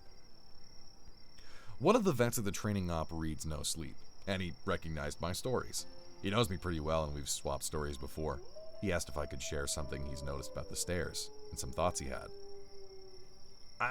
Wait, let's see. Voice take of this. Rhino voice. I'm really glad you decided to share these. I think it's important that people be aware of what's out there, especially since the Forest Service is doing such a good job of covering it all up. I asked him what he meant. What do you mean, what do I mean? The lack of any kind of media attention? No coverage of missing kids or bodies found miles from where they got lost in the first place? David Paulides hits this right on the head. The FS is doing everything they can to keep people from coming here. Or is doing everything they can to keep people coming here, even if it isn't safe. I mean, to be fair, it's not like these things happen every day, but the numbers add up, and it's worth looking into. Especially the stairs. I was surprised you didn't mention the flipped ones. I didn't know what he was talking about. I couldn't remember him ever talking about something like that. He seemed somewhat incredulous. Dude, I can't believe you've been on this long without seeing them. No one told you about them? I shrugged and asked to elaborate. Well, there's the normal stairs, the ones that pop up when we're out of ways. I know you know about them. But sometimes, I've run across ones that are flipped upside down. I guess it would be like if you had a dollhouse, and the stairs were in separate piece. Or, the stairs were a separate piece. Now take that, flip it upside down so the top step is stuck in the dirt, and put it out in the woods. They're like that. I don't see them as often, but they're odd, to say the least. Makes me think of footage taken after a tornado, when houses are all blown apart and random things are left standing, like chimneys and garden walls. Those ones freak me out more than the normal ones, because I can't really write those off as easily. I don't scare very easily, like most of us who work out here. But that idea stuck with me, and it bothers me. I'm going to try to find out more about them. He also mentions how many people were bothered by the guy with no face. He got really excited and told me he'd seen something similar. I was out on a training exercise a few years ago. I was camped out in my tent and I heard someone walking around outside of camp. We were told not to wander far, which you know. So I wondered if maybe it was a rookie who'd gotten up to pee and couldn't find his way back. Remember that guy in our group a few years back who almost fell off the damn mountain? Well, I'm paranoid about that happening again, so I got up to see what was going on. I went to the edge of the camp and I called whoever it was and told them that camp was this way, but they kept going back out into the woods, so I went after them. I know it was stupid, but I was half asleep and I just really didn't want to deal with some idiot getting hurt. I followed this thing on a dead straight course for about a mile, and then it stopped at the edge of a little river. I could see the outline of it because the water was reflecting the moon, and it looked just like an ordinary guy. He had a pack on and looked like he was facing me. I asked if he was okay, if he needed help, and he cocked his head like he didn't understand me. I always have my pocket knife on me, and it's got a little thumb light attached to it, so I turned that on and lit up his chest so I wouldn't blind him. He was breathing, slow and deep, so I wondered if he was sleepwalking. I went closer and asked him again if he was okay. I moved the light up, and something didn't seem right, so I stopped. He kept breathing in this real, slow, deep breaths, and I sort of figured out gradually that that's what's been bothering me. It's like he was pretending to breathe, but not actually doing it. His breaths were too even and deep, and all of his movements were exaggerated, like his shoulders going up and his chest moving. I told him to identify himself, and he made this muffled noise. I moved the light up, and I shit you not, this guy had no face, just smooth skin. I freaked out, and I sort of fumbled my light, but I saw him move toward me. But he didn't actually move. I don't know how to explain it, but 1 second he was at the edge of the river, and the next he was 5 feet from me. I never looked away or blinked. It was like he moved so fast my brain couldn't keep up. I tripped and fell on my ass, and I could see this line open up on his throat. It stretched up to his ears, and his head tilted back, and he smiled at me with his throat. There wasn't any blood, just this gaping, dark hole. And I swear, he smiled at me with this gash in his throat. I got up and I ran as fast as I could back to camp. I couldn't hear him following me, but I felt like he was always right behind me, even though when I looked back I couldn't see him. I calmed down when I got back to camp. The fire was still going, and I guess that pack mentality of being with other people made me stop and breathe a little. I waited by the fire to see if he'd follow me there, but I didn't hear anything else for a few hours, so I went back to bed. I know it sounds weird, but the whole thing was just so surreal. It was almost like I immediately wrote it off as my imagination. We were telling ghost stories one night before bed, just to scare each other and poke fun at whoever got creeped out. Most of the time it's the rookies, but one woman told a story that actually managed to get under my skin a little bit. And I know the same is true for others. She said it was true, but then again, every ghost story told around a campfire is true. Somehow, though, I don't think she was making it up. It had that ring of truth that only really traumatizing events have. She said that when she was a kid, she and her friend used to go out in the woods behind her house a lot. She lived in northern Maine, and there's a lot of dense, unpopulated national forest. She said the woods up there aren't like they are here. They're so thick in places the trees block out the sun almost completely. She and her friend grew up there, so they weren't scared of being out there alone. But they did always maintain a sense of caution in certain areas. She said it was never really talked about, but they always knew not to go more than a mile or two beyond their homes. The adults never said why, but it was an unspoken rule that no one ventured out that far. She and her friends made up stories about bears as big as houses that lived out there, and that they used to scare each other by hiding and making growling noises while the others searched for them. She said one summer, there was a series of awful storms that blew down a lot of trees and set one part of the forest a few miles behind her house on fire. Fire crews got it under control, but she said some of them came back not quite the same. It was like they'd been to war. You could tell who'd really gotten scared because of the same look on their faces. I think it's called shell shock. My friend and I said they were like walking dead people. They didn't smile or say anything if you went up to them, and most of them left town as soon as everything was over. I asked my parents about it, and they said they didn't know what I was talking about. Once everyone was told in the woods we were safe, my friend and I decided to try to hike out to where the fire had been. We didn't tell our parents where we were going, and it was pretty exciting to think that we were disobeying them like that. We hiked out about 2 miles or so, and we started seeing burnt trees and stuff. I remember my friend got really upset because we found the skeleton of a deer curled up under a tree, and I practically had to drag her away. She wanted to bury it, but I didn't want her touching it because its antlers were weird. I can't remember why. I just remember thinking that there was something wrong with them, and I didn't want either of us going near it. The farther we went, the more burnt everything got. Eventually there were no standing trees, and it was like being on another planet. Almost nothing green, just brown and black everywhere. We were standing there looking at it all, and we both heard someone shouting in the distance. I panicked because I thought it was my dad, and that he was going to tell me I was grounded. My friend broke off and went to hide behind a big rock, because she didn't want to be caught out here. Her parents had forbidden her to come out into the woods at all, and she'd lied and told them we were going to a movie. I followed her and we kept listening. I could hear his voice getting closer, and I realized they were calling for help. I thought maybe it was some hiker who'd gotten lost and needed directions back to town. That used to happen all the time, so I was used to helping people out. I heard him following my voice, so I kept calling out until I saw him running into the distance. He got closer, and that I could see that his face was all red. I told my friend to give me her pack, because she had the first aid. She made this noise like she was grossed out, and she asked if I saw his face. I told her to shut up, and I jogged up to meet him. I stopped about halfway, and when he stopped in front of me, I could see that his nose and lips and part of his forehead were all gone. It was like they'd been sliced clean off. He was bleeding bad, and I saw that the knees of his pants were red too. I took a step back, but I was too scared to move much, and he grabbed my shoulders. It felt like I got a shock, and he jerked back. He started babbling, and I couldn't tell what he was saying, except that he just kept asking how long he'd been gone. He asked me where his unit was, but I just shook my head. He looked me over and saw my Walkman and screamed. He just kept babbling and touching his face, and I realized he wasn't wearing the right clothing. He had some kind of weird gray cloth jacket and almost formal pants on, and the jacket had these weird buttons and red borders on it. I kept shaking my head, and I told him I couldn't understand what he was saying.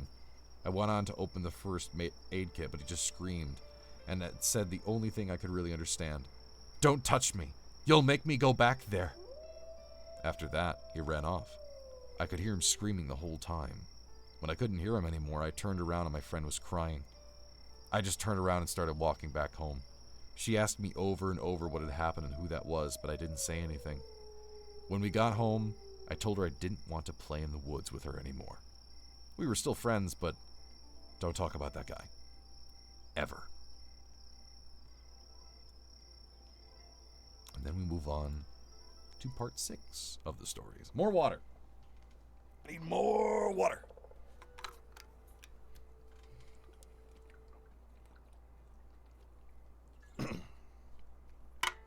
It's been a while since I've talked this much. I really got to do these more often so I'm more practiced.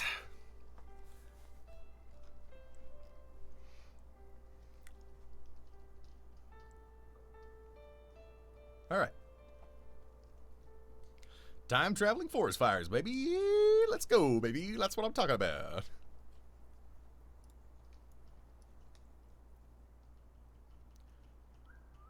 There you go, Bucket. Roasted your marshmallow a little bit. Okay.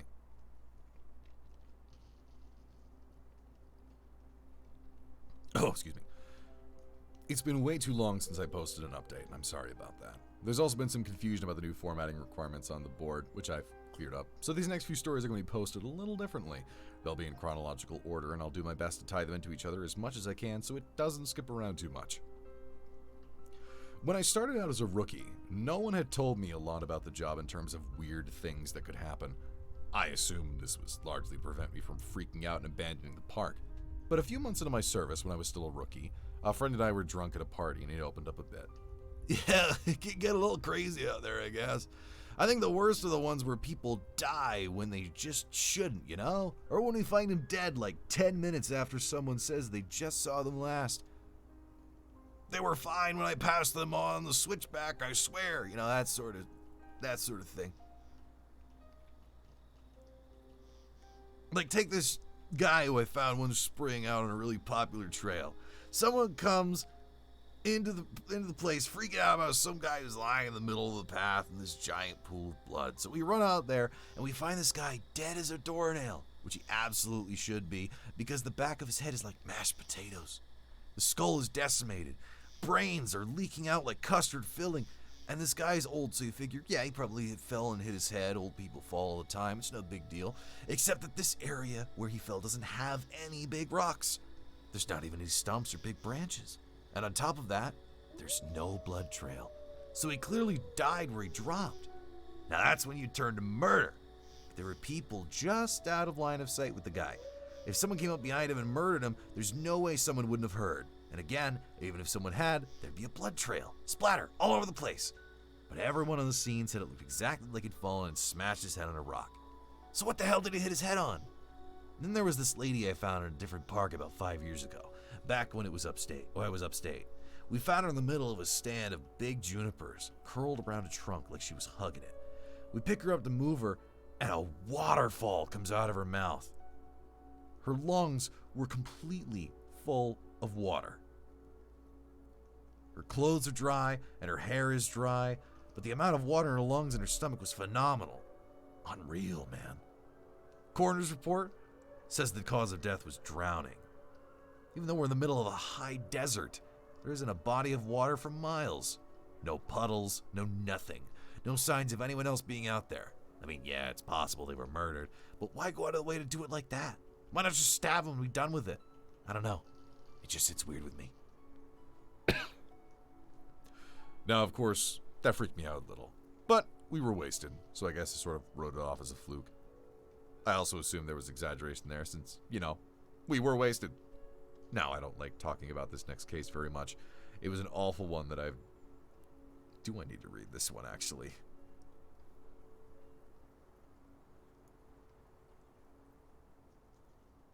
Yeah, no, that one's sad.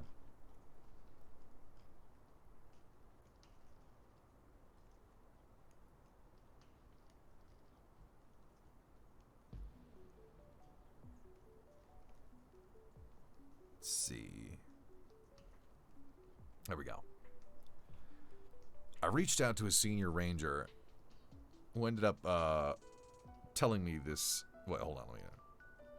This is a continuation of the previous one. But basically, story previous, really bad, really sad. Skipping it. Because of how badly it affected me, I reached out to a senior ranger, and who ended up helping me through it.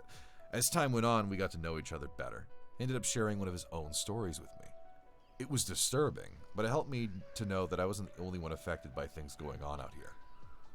I think this must have happened before you got here. Because I think if it happened while you were here, you would have remembered it. I know it didn't end up on the news for some reason, but I think most people who've been here long enough know about it. The park sold off a portion of land to a logging company, and it was a really controversial thing. But it wasn't that large or old of a plot, and it was right after the recession, so we needed cash bad. Anyway, they were felling this plot of land, and we got a call that we need to get our supervisors out right away. I don't know why, but they ended up sending me and a few other guys along with the heads, I guess for power in numbers, to see what's up. We got there, and all these guys are crowded around a tree that they've just cut down. They're all pissed off and freaking out, and the foreman comes over and says he wants to know what we think we're up to. The hell y'all think this is? Some kind of sick joke? You got a lot of fucking nerve pulling this shit. We bought this land fair and square. Well, we don't know what the hell he's talking about, so he brings us over to this felled tree and points at it and tells us that when they cut it down, it was just like this, and they'll be damned if they put it there. The inside of the tree was all rotted out and hollow in one spot, and then when they cut it down, it exposed that chamber, and inside is a hand, like a perfectly severed hand, and it looks like it is actually fused with the inside of the tree. Well, now we think they're pulling a joke, so we tell them we don't like being messed with, and we start to leave. But they tell us they've already called the cops, and they'll go right to the media if we don't stick around. Well, that gets the head's attention, so they stick around and talk to the police about it. Everyone is denying that they put the hand there, and besides, how would anyone have even done it? It's clearly a real hand, but it's not mummified or skeletal. It's brand new, probably not even a day old, and it's definitely fused with the wood. You can see that it's coming right out of it. The loggers, they insist that they didn't put it there. Somehow this fresh human hand ended up fused to the inside of this living tree. The cops have them cut up that section of the tree into a movable chunk, and they take the hand away, and the area is closed off. There was a pretty big investigation, but I know they didn't get any answers. Now it's become this legend, and as far as I know, we haven't sold any more property for logging. Alfalfred. Ah, so that's where the stair hand went. I think that is exactly what that is. I think that's the stair hand.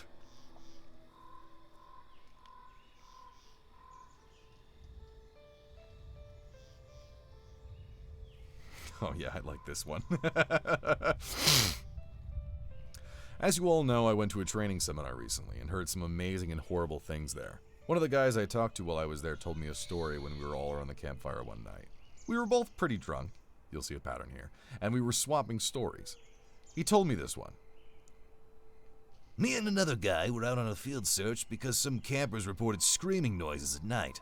So we head out there to look for whatever mountain lion has wandered into the area, and I'm pissed. We've had 3 of them show up in the camping areas that year alone, and I'm getting tired as hell as constantly having to deal with them. Plus, I just don't like them anyways. They're a pain in the ass, and they're loud, and they scare the shit out of me. They're cats. Pieces of shit. I'm groaning about it to the guy with it, and he thinks it's a real fucking riot. So we're seeing all these broken branches and what looks like dens, and we're pretty sure we know where this thing is. I call in and they tell me to confirm if possible. Which, just means they want to tell you to step on a big pile of shit and use that as proof. I'm not seeing any, though. So I basically just tell them to shove it. I'm done. We know the damn thing's out here somewhere, even if I'm not stepping in its shit or inside its mouth or whatever. Guy I'm with wanders off to take a piss or whatever, and I stay behind watching this little burrow under a tree to maybe see if it's a fox or something living under it. Because I love foxes, man. They're cute as hell. But anyways, I'm watching this tree and I start hearing branches cracking, and it's coming from the direction my partner would opposite of. Now, I've got my pistol, but you and I both know that's not going to do shit against this cat. I cock it and holler for my partner to get his dumb ass back, but he's too far and he can't hear me. I stand up and get my sights on where the thing is approaching, and I shit you not, man, I just about peed myself. This guy is coming towards me. And he's backflipping through the fucking woods. Like, instead of walking, he's doing these crazy fucking backflips. And I swear to God, he cleared every fucking log and bush in his path. It's like he knew right where he was going. I yell at the guy to stop where he is, and I'm pointing the gun right at him, but he keeps coming, and I just kind of lost it. I shot at the ground in front of me, and it was a dumb thing to do, but man, I didn't want this guy anywhere near me. When I fired, he was about 50 yards from me, and as soon as the gun goes off, he whirls around and goes off, backflipping back into the woods. My partner hears my gun go off and runs back and asks what up, and I tell him there's some fucking weirdo out here, hopped up on God knows what, and we need to get the hell out of Dodge. I let the cops know what happened, and I didn't get in any trouble for firing, but man, I don't know what that motherfucker was on, but I've never seen anything like that before. Absolute butt-fuck crazy. The flipping man. I think we can agree that there's some stuff going on out here in the woods. And while I'm not going to spout off about what it could be or offer any theories, what I want people to take away from all of this is that it's so damn important to be safe when you're out there. I know a lot of you think you're invincible, but the fact is you can die out there, or be hurt, or go missing. It's easier than you'd ever imagine.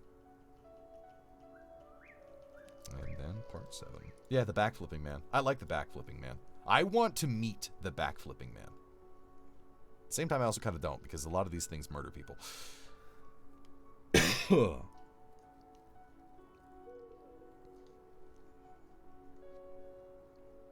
All right, another sip of water. We are on part 7. 3 more parts.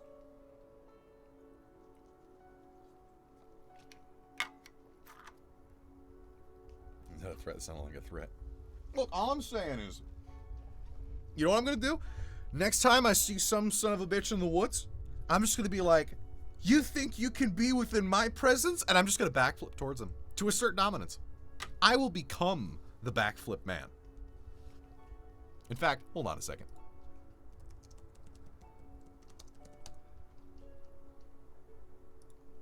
Dum bum bum bum bum bum bum bum bum. Yadadum. Hold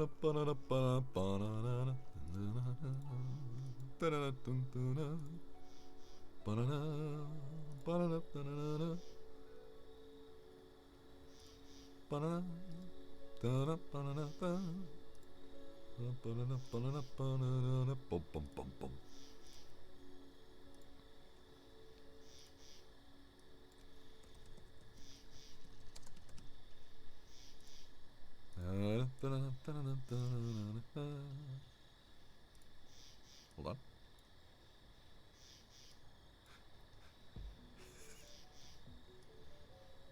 Ah, shit, there he is, guys. There he is.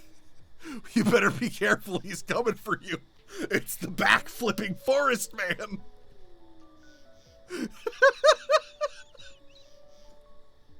Oh, shit, get your gun. Fire it off, here he comes. Oh shit! Oh shit! He's coming close! Oh god! Look out, Bucket! Whoa, wait! He's gonna do a sick flip! Oh, he's doing sick flips over Bucket! He's landing in the fire. How is he not getting burned? Holy shit! Oh, he backflipped out of here. Unbelievable, guys! I didn't think it was possible. I didn't think we were gonna see the backflipping man today, but there he is.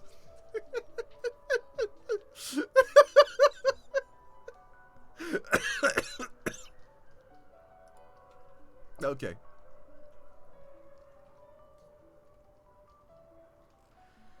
All right. So, part 7. One of the topics that I get asked about a lot, here and in real life, involve things like the Rake, the Wendigo, and other related legends. I can't honestly say that I know a lot about any of them, but based on some light reading I did, I can say I've heard stories about them that seem to be loosely related to them. You've heard the old legend that comes out of nowhere, and sure, it's true, but as you all know, I do try to take things with a grain of salt. You have to out here. God, I'm reading this so bad.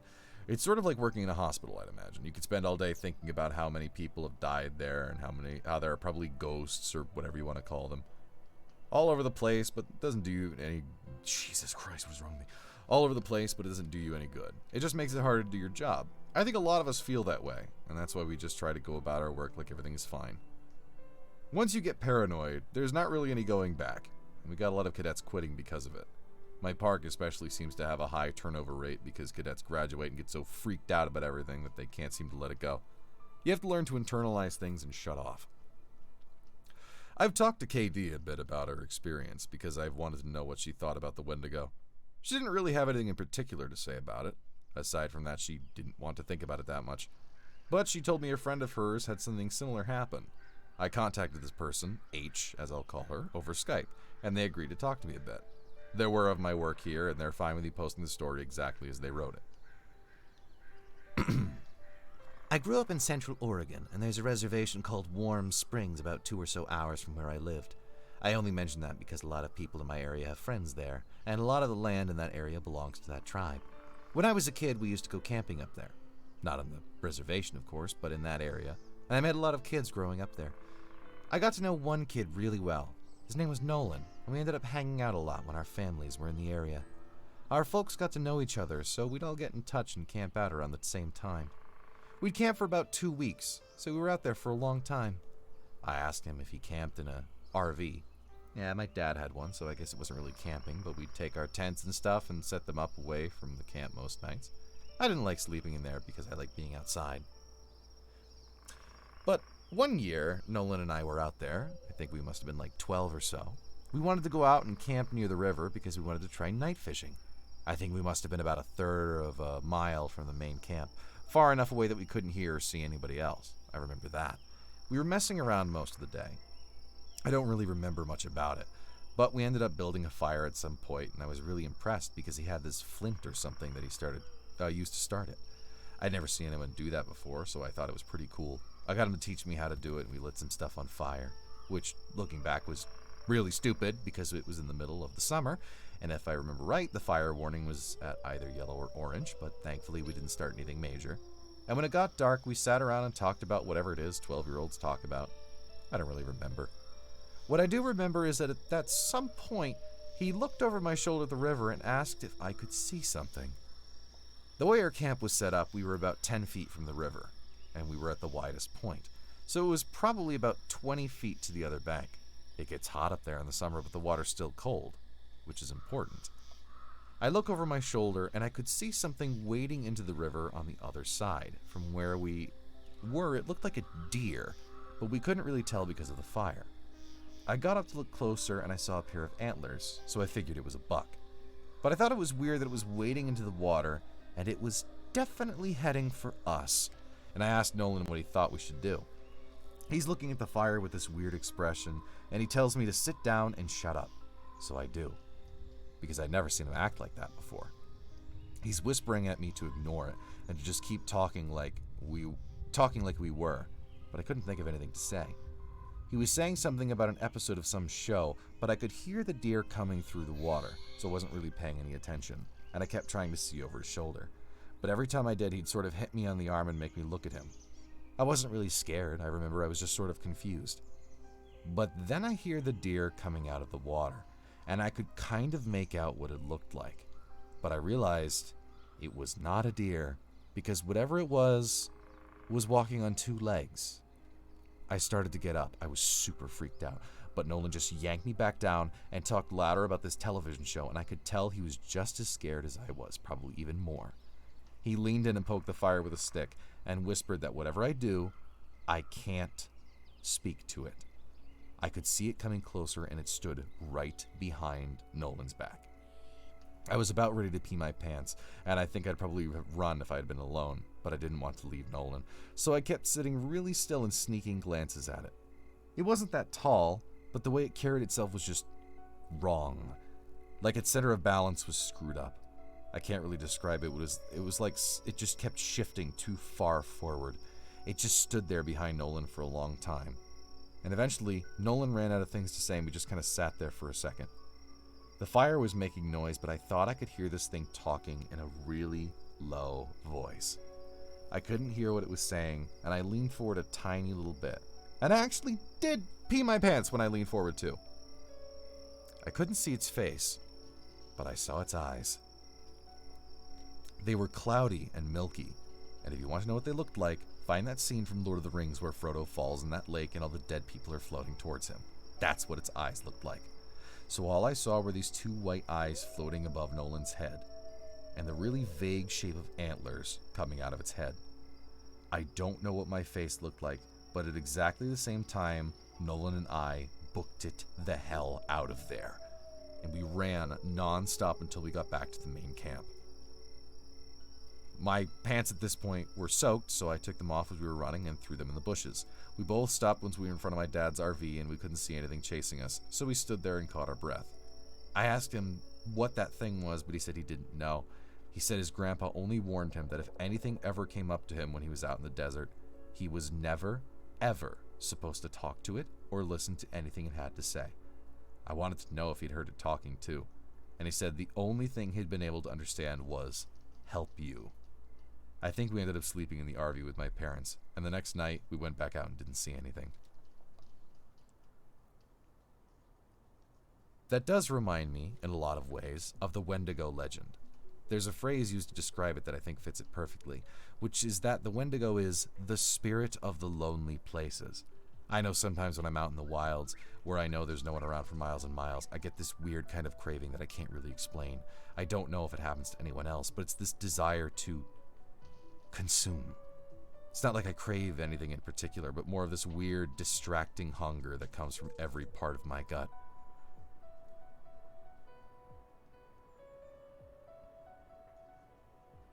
Wait, is this the end of the... Is this the end of the quotes? Yeah, consume. There was no end of the quotes.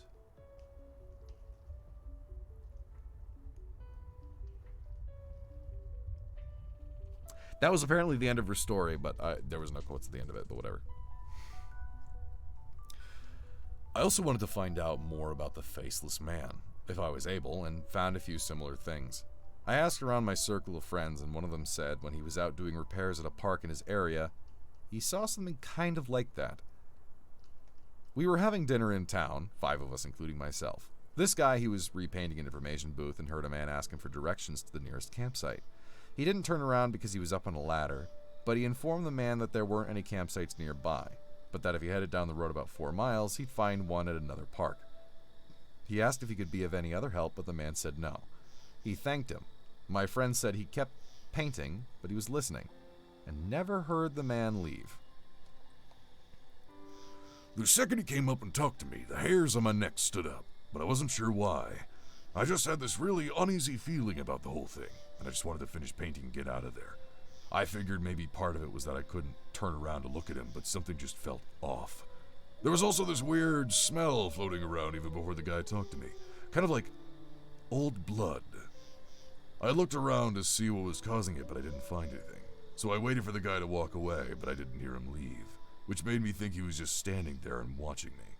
So I asked again if I could do anything to help him, but he didn't answer. I knew he was there, though, because I hadn't heard him leave, so I did this awkward turn of the ladder to look down and see what he was doing. Now, I admit, it could have just been my brain fucking up, but I swear to you, Russ, for a split second when I turned around, that guy didn't have a face. Like he had no face. It was almost concave and totally smooth. And I just about had a goddamned heart attack because I couldn't even wrap my brain around what I was seeing. I think I started to say something, but there was this kind of pop inside of my head, and suddenly, it was just a normal-looking guy. I must have looked weird because he asked me if I was okay, and I just went, "Yeah, I'm fine." He asks about the campsite again, and I point to where he has to go. And he's like, "I'm not from around here. Can you help me get there?" Now this is when I know something is really up, because there's no way this guy got out here and didn't know where he was. And for that matter, there's no car turnaround, so how'd he get here in the first place? I said I was sorry and that I couldn't take him anywhere in a company vehicle, and he's like, "Please? I really don't know where I am. Can you come with me and help me get there?" So now I'm seriously weirded out, so I start wondering if this is some kind of ambush or whatever. I told him I could call a taxi to come out and take him where he wants to go, and I pull out my phone and he just goes, "No," and walks away really quickly. But he doesn't walk out of the park, he walks back into the fucking trees, and I got right into my truck and started to get the hell out of there. Fuck the paint or whatever. I looked into my mirrors to see where he was as I was leaving, and he was standing right at the tree line again. I don't know how he got there so fast, but this time I know that guy didn't have a face. He was just watching me leave. Right before I turned the corner, he took a big step back into the trees and kind of just dissolved. I guess. Maybe it was just so dark that he blended in, but it felt like he just melted away. Interestingly, right after this guy finished his story, someone else piped up with another one, but with a slightly different twist. "You know, actually, I had something sort of weird happen like that a while back. I was out doing some trail scouting, and I was out in the middle of nowhere figuring out where we were going to have this trail run through. I hadn't seen anyone else for probably a good 2 hours. Yep, Loki's here. So I wasn't really paying attention to where I was going. I was just looking around at the ground for the most part. Then out of nowhere, I crested this little hill and almost ran into this guy.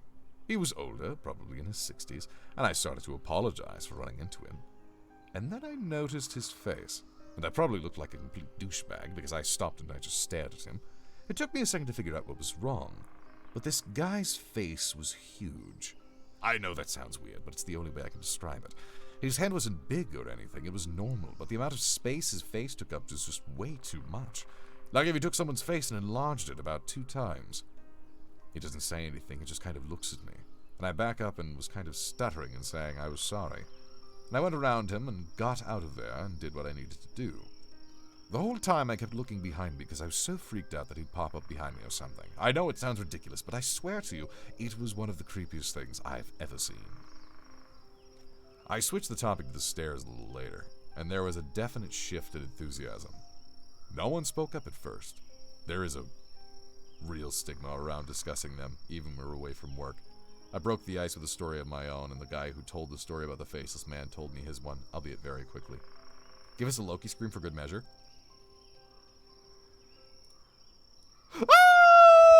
Alright, there you go. Let me do another one. There we go.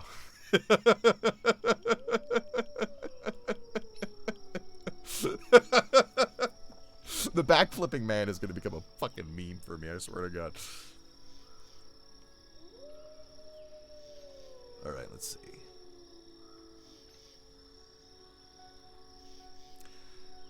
So yeah, and the guy who told the story about the faceless man told this one, albeit very quickly. A couple years ago, I was camping with my girlfriend. We were out about 2 miles from the road at this site I know.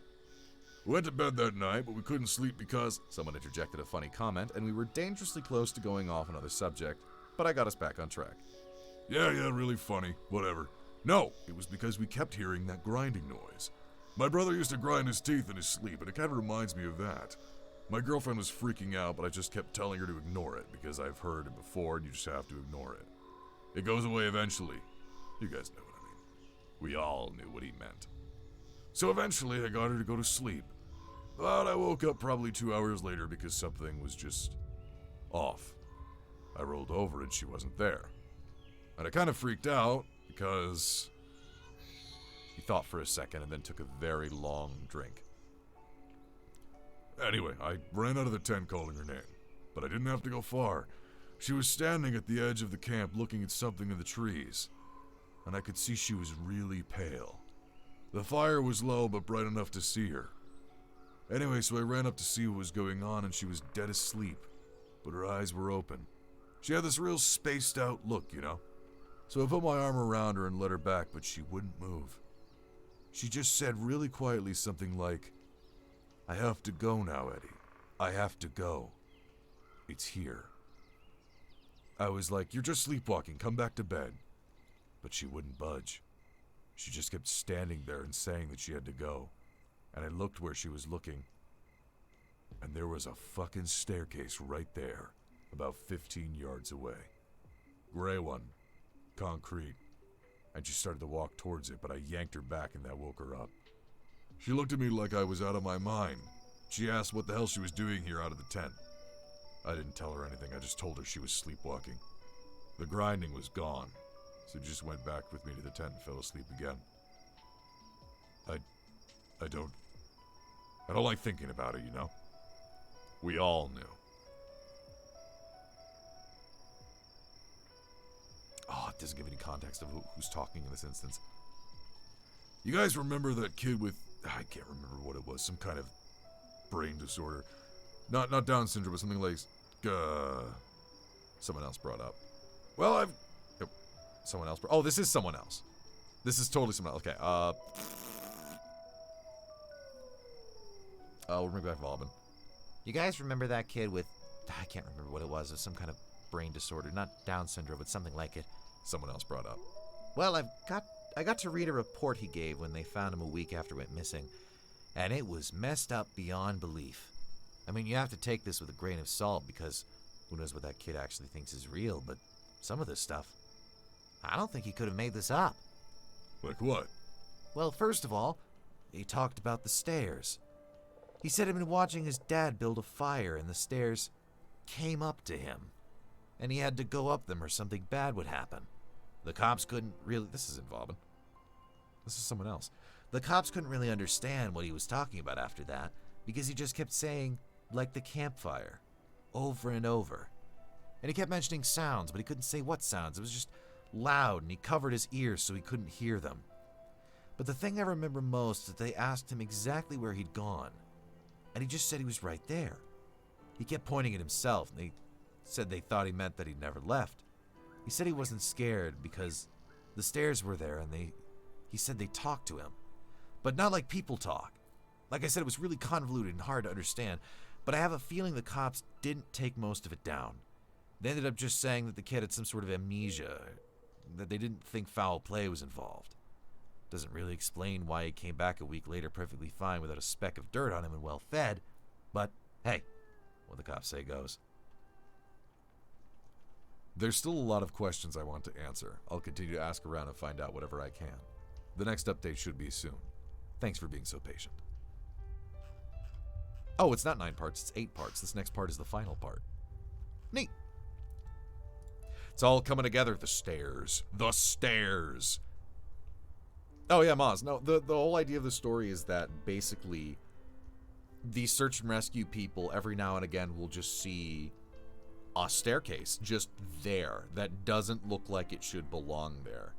And the whole gimmick of the story is you're never supposed to interact with them. Because if you do, something really bad happens. It's written off the idea, like, I don't know if you guys have ever seen, I'll tell this after I read this final chapter.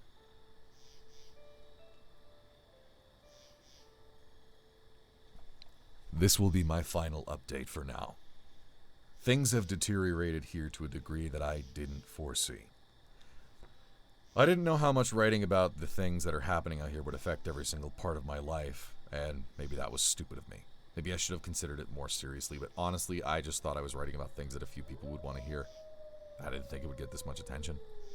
People ask me about the stairs now. It doesn't happen every day, but when it does happen, I never really know what to say. My bosses will know someone is talking about, or my bosses know someone is talking about them. And I'm sure that if they know, the higher-ups know. And I can tell you that they aren't happy about it. I've been formally told that I'm not to speak a word about them to anyone anymore, which is part of the reason this has to be my final update. I cannot risk my job for this. As much as it's been wonderful to get a lot of these things off my mind, I still do love my work. And I need to be out here. If anything, my being aware of what's really going on is enough to stick it out. I may not be able to tell people that they're out there, but if I see them, I can direct traffic to somewhere safer. Because of the amount of attention the stories have gotten, I've heard a lot of stories being swapped back and forth. I've heard so many I can't even remember most of them. The ones I do remember are the ones that I wish I could forget. One story that's made the rounds here was about a young woman who disappeared upstate. Initially, everyone assumed she was a runaway. She didn't come from a great home life, so it wasn't really any kind of surprise to see she'd choose to cut and run. But people started coming forward saying that they'd seen her around that park shortly before she vanished. So some of the rangers in that area were sent out to make sure she hadn't hung herself or something on any of the black trails. It took them a while, but they did find her. Well, not all of her. Just half of her tongue and a quarter of the lower jaw. Very clean cuts, from what I heard. They never found the rest of her. So many stories about children. So many of them going missing and turning up in caves, wedged in impossibly tight spaces.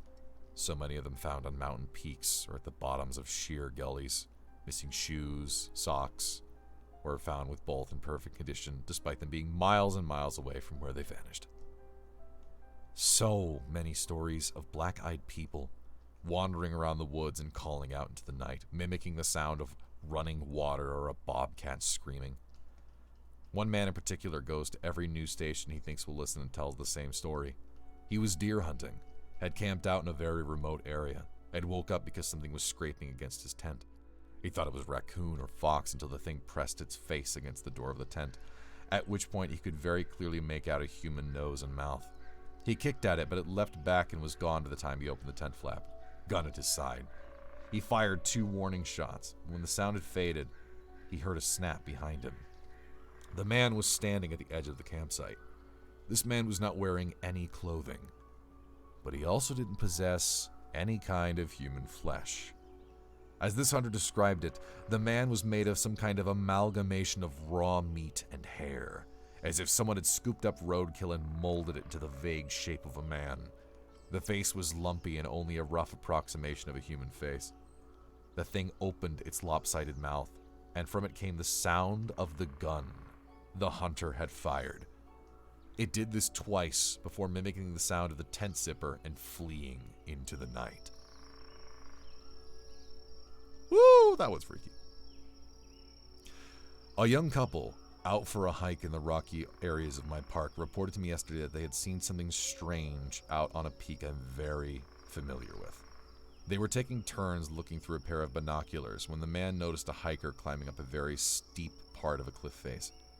He watched the man scale the slope, and it didn't occur to him until the incident was over that this person had no climbing gear. When the climber reached the top of the peak, which was about 5 miles away, they turned and faced the young man. He said whoever or whatever this person was looking right at them. The climber waved in an exaggerated manner before snapping in half at the waist, sideways, and leaping off the peak. The young man didn't see where the climber landed. I sent them on their way with assurances that I'd check it out. I lied. I won't be turning in a report, because there are 10 others exactly like it. The climber is well known in that area. I don't question it anymore. There are so many things I won't ever be able to understand about my job, and it would take me years to relate all of the things I've heard in the last few months when I feel like my job isn't in jeopardy. I will come back.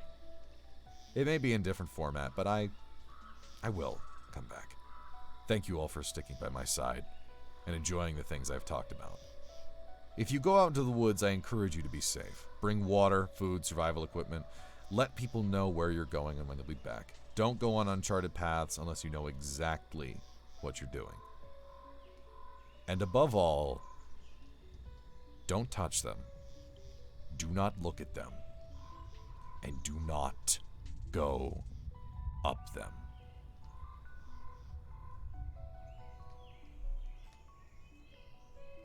And that's the end. Presumably he was writing a book about this. I wonder if his book is done. If he is writing a book about this, I want to read it.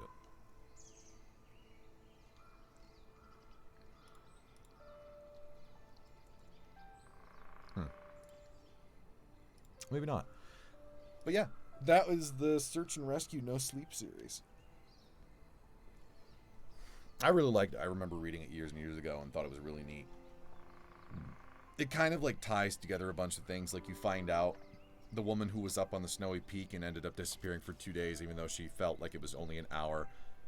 They end up tying it into like, oh, she was starting to be taken over by like the urge to become a Wendigo. They kind of, the weird shape-shifting people, like the skinwalkers, mimicking sounds and people. It kind of like ties in a bunch of like the classic stories, but he does it in a way that I thought was very interesting. But I think the one above all was the one with the looping speech. I thought was really cool. But it has a lot of like SCP feel to it with those staircases. Like the staircases that they do different things based on what happens. But it's just neat. But I think the most terrifying thing, of course, above all, is the back-flipping man! Woo!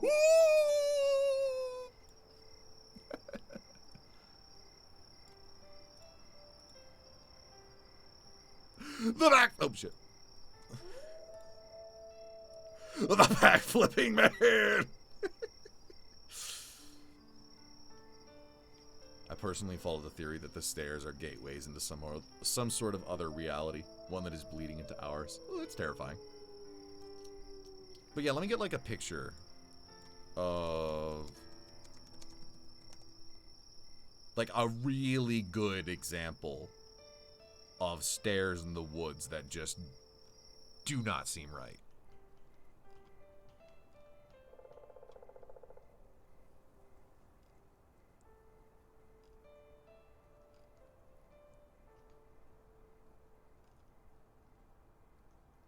Now, a lot of them in real life are like, here, I'll find an example.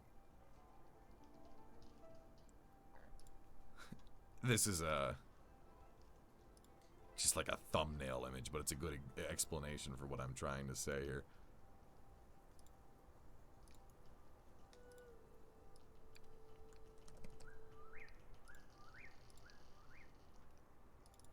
Is this. Like, this is a thumbnail for video explaining the stairs in the woods phenomenon. That, as bizarre as it is, to me, looks like a hunter's lookout point. Or a fisherman's point, because it's right over a river. Like, that one I feel like there's some level of explanation for. Like, kind of makes sense. Oh, no, I don't want to remove that image. However, like, it's...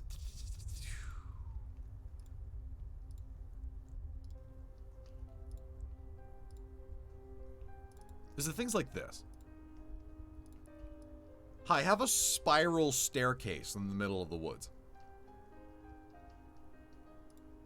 Like, what? Excuse me? You want to run this one by me again? Why is there a spiral staircase around some trees? Could be. There's a lot cut off from this picture, so, you know.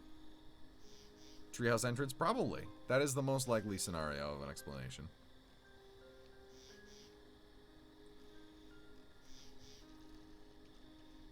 But yeah. Staircases in the woods that doom you to eternity. Or cut off your hand, whichever happens first. Yes, remove the stairs. Ooh, yes, Wolf, I agree. So if this guy's actually... I found a bike fused with a tree nearby where I live myself. Kind of found that odd myself. Those are cool. I've actually seen one of those too. Because what happens is there'll be like a smaller tree. Someone has an old dead bike. They park it. They just put it in between that tree, and then the tree actually grows around it. And like grows into it as well, encasing it. Those are really cool looking things.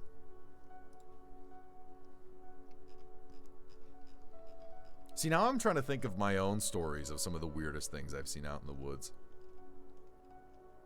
The only thing involving like woods and trees and camping I can think of are two stories. One, this is actually really funny. One is when I was in a campsite. I had a trailer. And it was like 3 a.m. maybe. Woke up, had to go pee. Just like, all right. So I waltz over to throw on my slippers, walk on over. It's a very short walk to get to the bathrooms. I go to the bathrooms, sit down, and there is this giant window next to the toilet stall, which still bothers me that it's even there, but whatever. But so there's this giant window, and it's open. You can hear things through it. Like, it's got a screen, but it's open. And I'm just sitting there, taking a shit. And this was before I knew what caused this. I hear what sounds like a woman being murdered. I hear this horrific, blood-curdling scream. And I'm like, oh, I'm gonna die out here. Yeah, to answer Moz, it was most definitely a fox. Like, it was 100% most definitely a fox. I did not know this at the time. I was much, much younger. And I'm just sitting here on this toilet like, okay, so, I'm not really sure what I'm gonna do here, because if I stay here, there's a chance that whoever is just either being murdered or is causing this murder is gonna try to run and hide in the bathrooms, and I'm gonna be in here, and I'm gonna be next. or I have to fucking book it back to my camper and hope to God they don't come for me. I stood there for like another 15 minutes before just going, well, not gonna die in a bathroom, and just sprinted out, like full speed, like flip-flop slippers just going like at the speed of light as I sprint back to the camper. But that's when, of course, the people with me like are like, what the fuck, what are you doing? And I'm like, someone's being murdered, there's a woman being murdered, we need to lock the doors. They're like, what did it sound like? I like, sounded like a woman screaming. They're like, did it sound like this? And they played the sound, and I was like, oh, wow, they sound like that? That's weird. But so there was that one. And then there was another one, which to this day is still a running joke between my family, specifically my mother and I. We were on a road trip across state, and we go to a rest stop, and we're just kind of chilling out because, like, we're making good time. Traffic was good. I just bought like a snack from the vending machine. We're just doing some stretches, just chilling out on a bench. And we're just talking about something, and all of a sudden, we just hear a man just going like, I look up behind us. This, like, rest stop was on a large hill leading up to a very thick amount of woods. And we just see this guy, this just normal looking ass dude, just flailing his arms, doing this screaming, yodeling sound as he sprints up the hill and into the woods.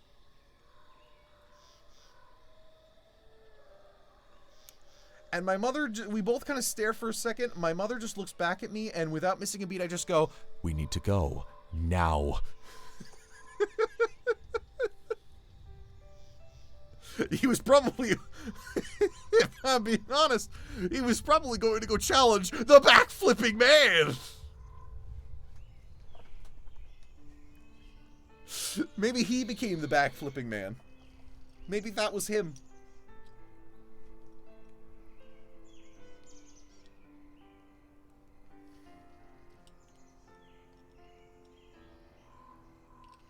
It's weird, isn't it? Yeah, I don't know any other stories I have about the woods that's particularly freaky. I don't really go into the woods very much, thankfully.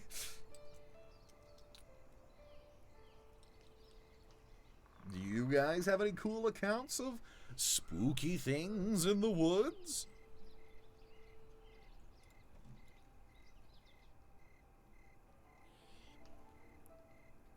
Despite having been camping quite a few times, several of which were in a tent in the middle of the woods, I don't have any strange stories about it. Ah, well, you were spared.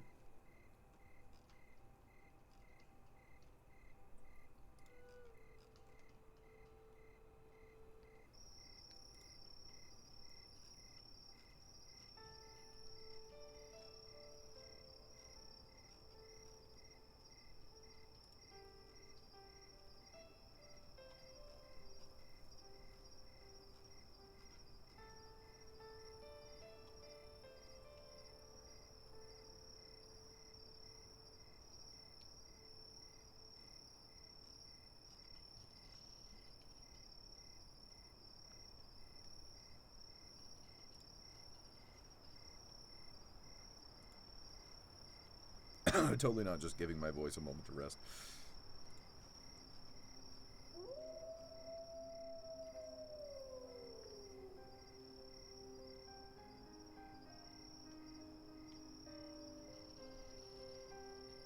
Backflipping man is the disease passed down through backflips that are too close. Oh God. The backflipping contagion. Do you do the audible thing? No. To be completely honest, I like this more. Audible involves you, like, doing way too much work to be paid for, like, way too little for it. And you have to deal with authors. And authors don't like to pay money, apparently. Whoops! Did I say that out loud? This is much more fun. Doing it before a live audience, having it pre-recorded, and then being able to post it online for people to watch. That I can then maybe someday get ad revenue for and probably make more money than I would off of Audible. Not saying Audible's bad. Well, I mean, I basically was, so what am I to say?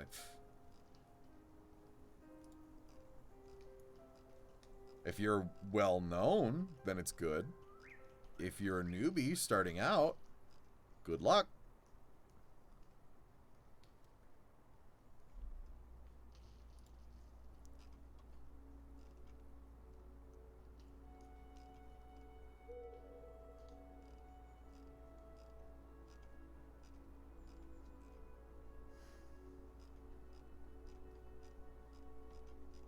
I know, in terms of actually voicing things, one thing I need to do, because I know it's going to get me more notoriety, is I got to make some just funny memes like I've done back in the Warframe days and just upload them as TikToks.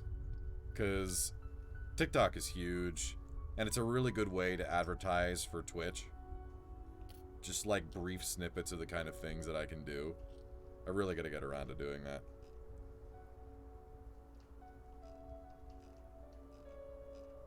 And I can share them with you guys and show me being a complete maniac. One of the things I wanted to do was actually, I thought of it was kind of funny because I was actually having a conversation about this. How, like, you have all those people that are like, oh my goodness, look, nature is healing. Oh, look, the woods are returning back to their proper state. Now that we have all been inside our homes, you know, we've not been outside, the animals are returning. I'm just like, it's kind of a weak way to go about it. I think we need to be a little stronger with that. I think we need to say things like, Mother Gaia is returning to her rightful throne. The earth shall reclaim that which was taken from it, and soon the very weeds will grow from the foundations that crumble from the depths of humanity. You know, things like that.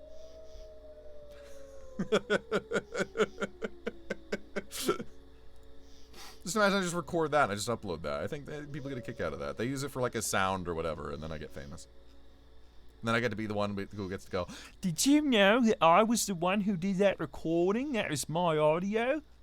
Yeah, you should subscribe to me on twitch.tv/omnivoice. you know? Just saying. Could be a good thought. Could be a good plan.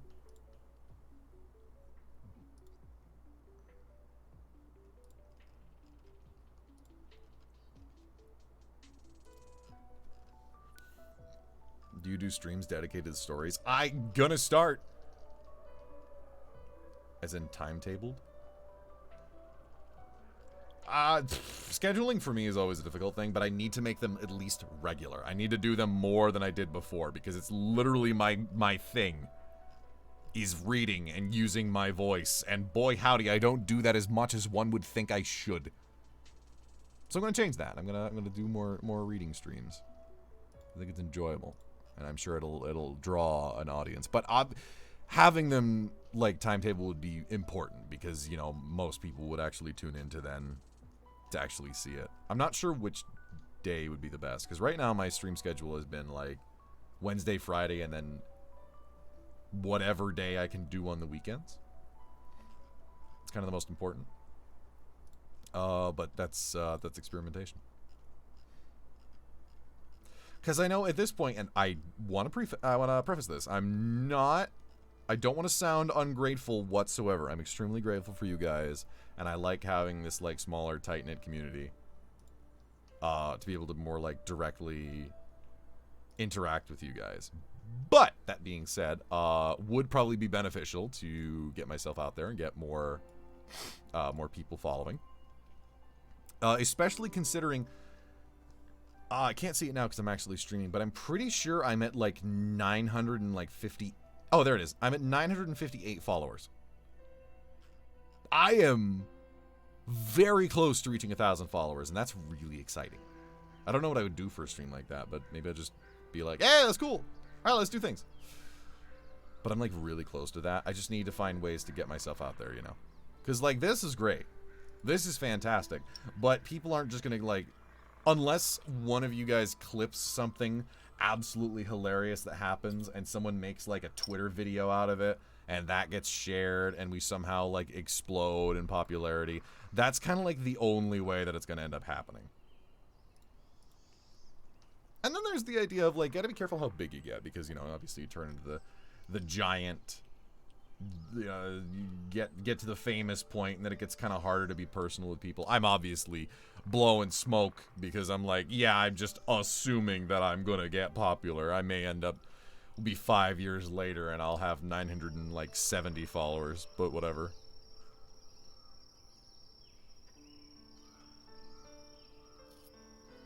Be cool if I could give you guys some sort of like badges or something for being a part of like the earliest group of fans. I think that'd be cool to reward you for joining and supporting this tiny streamer man. I'm just a tiny streamer man, a little small. I'm sure there might be some way to do that. Do I know how to do it? No. Will I find out? Maybe.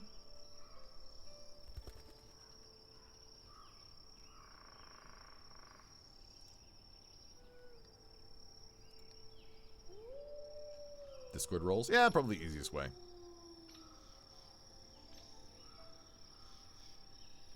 Oh my god, Alpha Alfred, the video of the guy backflipping. I gotta see that. I'll see that later. I mean, there's the founder badge and time-gated sub badge, but they're not ideal. Okay. Well, we can start with, like, Discord roles. And, like, after a certain point, I'm just gonna give everybody, like, a role of, like, hey, you were here early. So that way, like, fucking 10 years down the line, when I become Germa 2, you guys can be like, I was here first, bitches.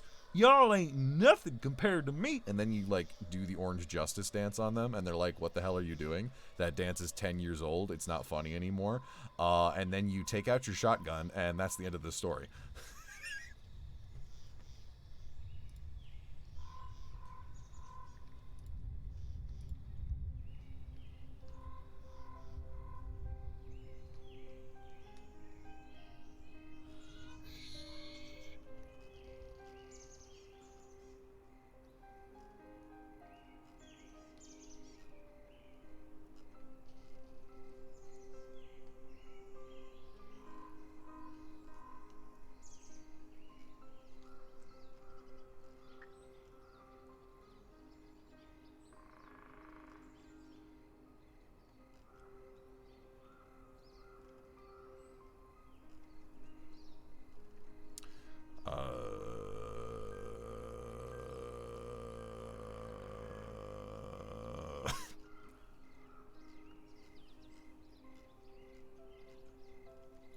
Kinda don't know what else to talk about.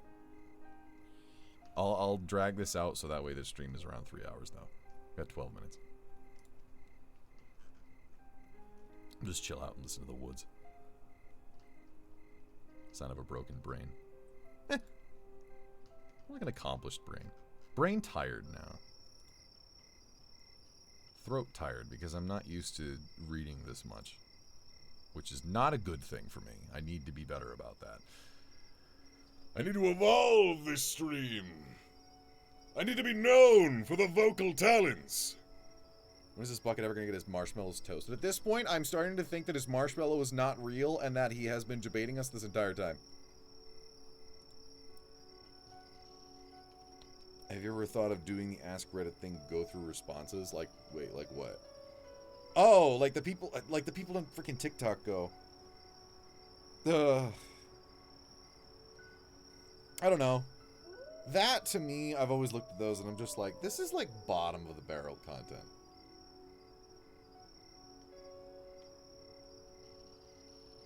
I mean, obviously I would do it as like my own brand of content. If there was a funny Ask Reddit thread, yeah, maybe I'd read them just, you know, to be funny, but like, it's just like, alright, I'm just gonna open up Reddit, I'm just gonna read them. I'm just going to read them in my monotone, quick voice, and then I'm going to post it on TikTok and get tons of views while I have Minecraft parkour going on in the background. Anyways, guys, thank you very much for watching. Please subscribe. You know? For Halloween, you're going to make a zombie arm sticking out of the bucket. I am now. Thank you, Gilnack. Oh, God, I don't even know what I'm going to do for Halloween. Criminy. I'm going to be away during that month, and I'm going to really have to hope that I have any form of way to stream, or I'm going to cry. Well, we'll get there when we get there. No use worrying about tomorrow when today's not over yet. That's what I like to talk about. It's June? It's June-tober. Thank you. Just like next one is going to be July. You ever thought of doing Alien Isolation on stream? Like, it's a good game, but I've kind of seen so much gameplay of it. I'm like, I kind of know what to expect in most areas. I know the Alien is mostly randomized, but it's kind of like,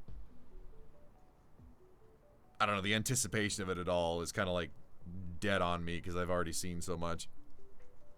I want you guys to know, before I thought about streaming, and when I was still stuck in my, hi, I only do Warframe because this is what I've railroaded my fan base into, I watched way too much gameplay and walkthroughs of things on road trips and ruined a lot of games for myself.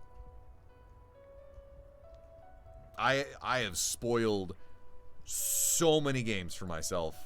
It's not even funny.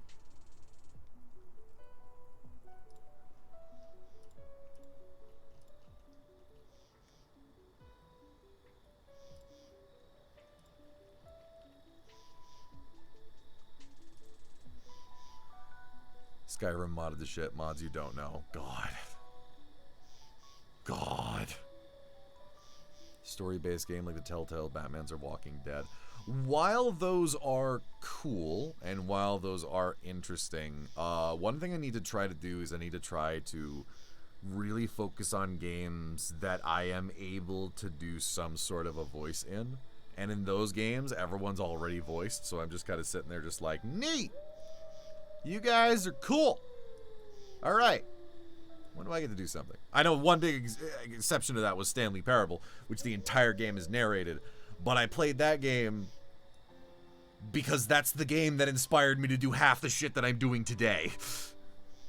That's the game that inspired Loki. Stanley walked through the red door. Rhino walked through the blue door and stepped on a landmine and exploded. I don't think that's how this story goes. Shut up.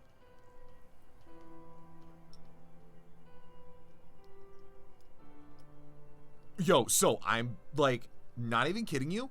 The other day, I was just browsing through Twitter, and someone in the comments of something completely unrelated to me in any way, shape, or form replied to a tweet with a snippet of like one of my first couple videos of Loki going, "Never in my life did I think I would ever be able to feel an emotion stronger than hate. I have now been proven wrong." He used that as a reaction meme. And I was like, okay.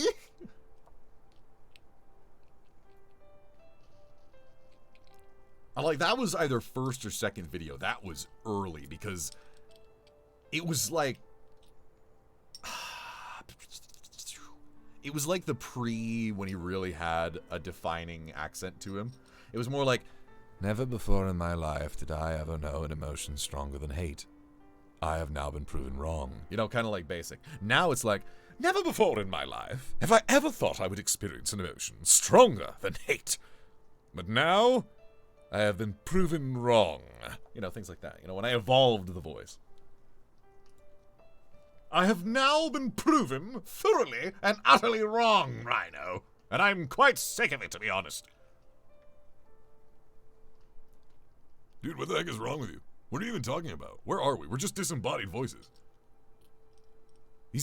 We've been uninstalled for like 2 years. We will live on, Rhino. We will live on in obscurity for the rest of our lives. Well, that's rather depressing. Is the guy who voices us just rambling on now in hopes that he's going to come up with a cohesive story that's funny to his viewers? Shut up. I don't need to talk to you anymore. I'm going to go back into the back of this man's brain. And I'll only come out for obscure memes.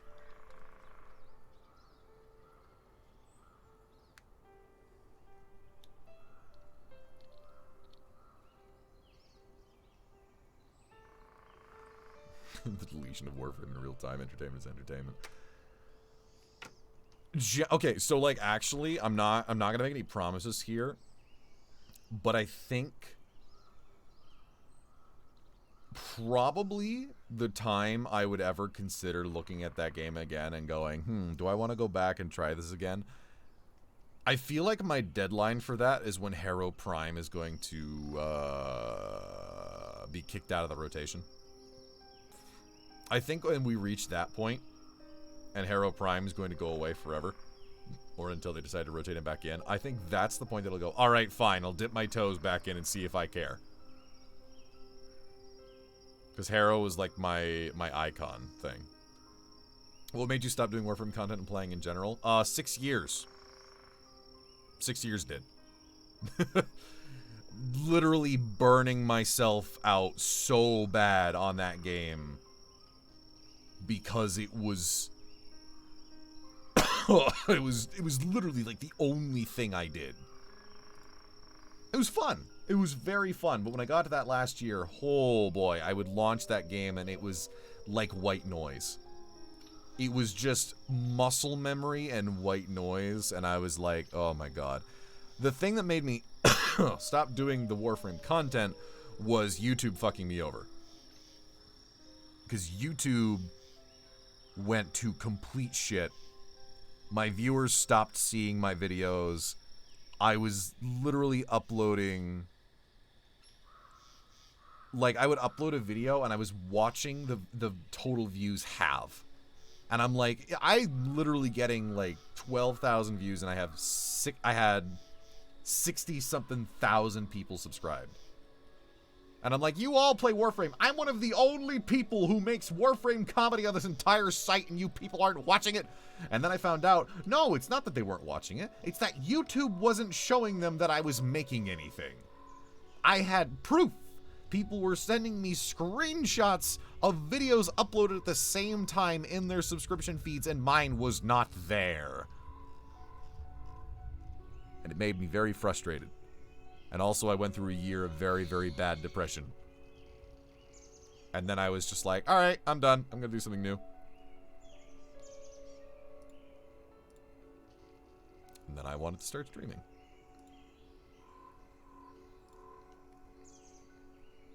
And here I am now. Followed by the truest fans of them all.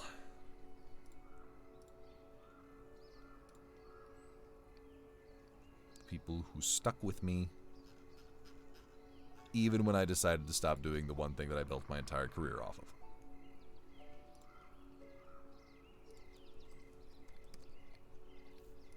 I'm curious how many years Steam has registered on Warframe for me. Oh my god! Holy shit!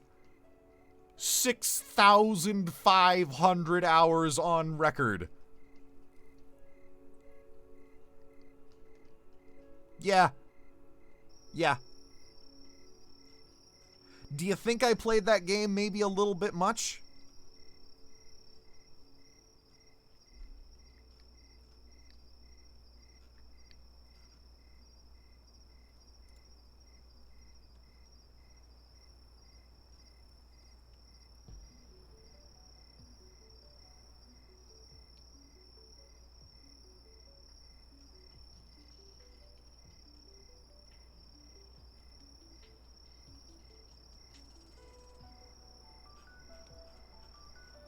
None of us are true fans. True fans run on electricity and spin really fast. And what's stopping you? What's stopping you from being the same? Huh, I played nearly 8K hours. Oof.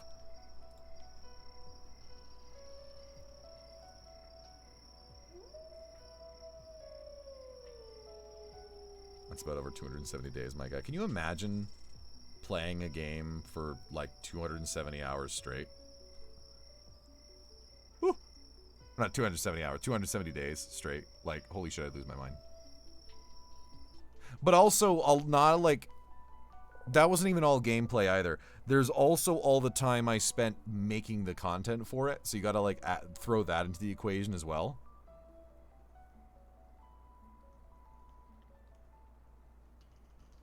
I'm sure some perfectly normal videos have disappeared. I certainly hope not.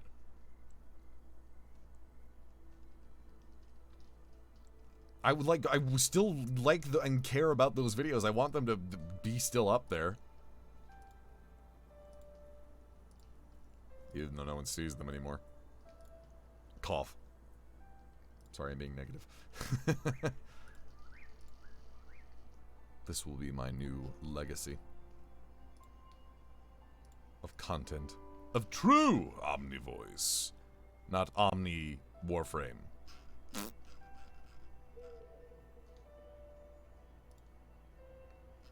Listen, I have nothing bad to say about the game. It's just that I got burnt. I go back to them every now and again, and honestly, I mean, like I said, boy, when Harrow Prime is going away, I might look back. What is that going to be in like 3 years? I know a ton of me.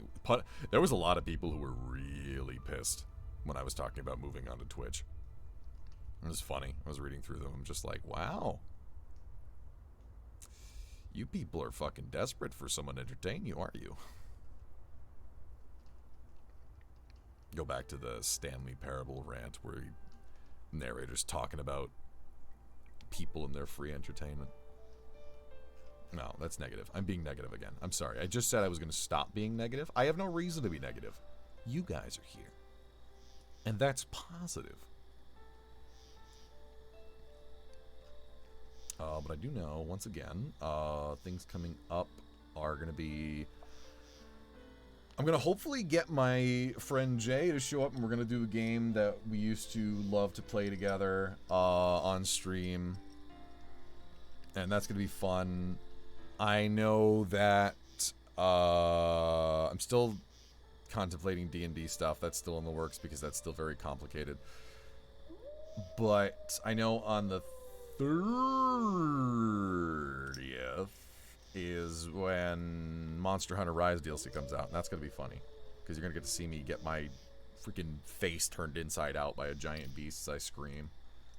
And then one thing that I did want to do is, since you all enjoyed when my sister was on stream so much, I was thinking about getting her and then a couple of my friends to do Phasmophobia. Because that game has gotten so many updates and I haven't played it in so long, and I really want to play that again. And that's, you know, like a really fun game to watch people stream and get scared of. So Phas would be good to watch, yeah. So that's the plan. But anyways, guys, not gonna drag this stream too long. This is a good point to end it. We have hit the 3-hour mark. Well, 3 minutes over the 3-hour mark. But anyway, so yeah. But thank you guys so much for tuning in. I hope you enjoyed our calm, casual little our little experience here, and you know, all sorts of crazy things. And it's amazing. We didn't have anything too scary happen either. Just kidding, it's the backflipping man! Oh shit! Oh, be afraid! Oh! Oh!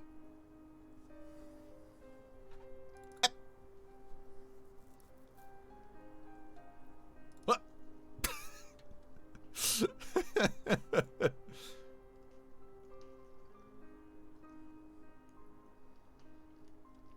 But so anyways, yeah. So I'll end the stream there. Anyways, you guys have a great rest of your day, and I will see you next time. Peace and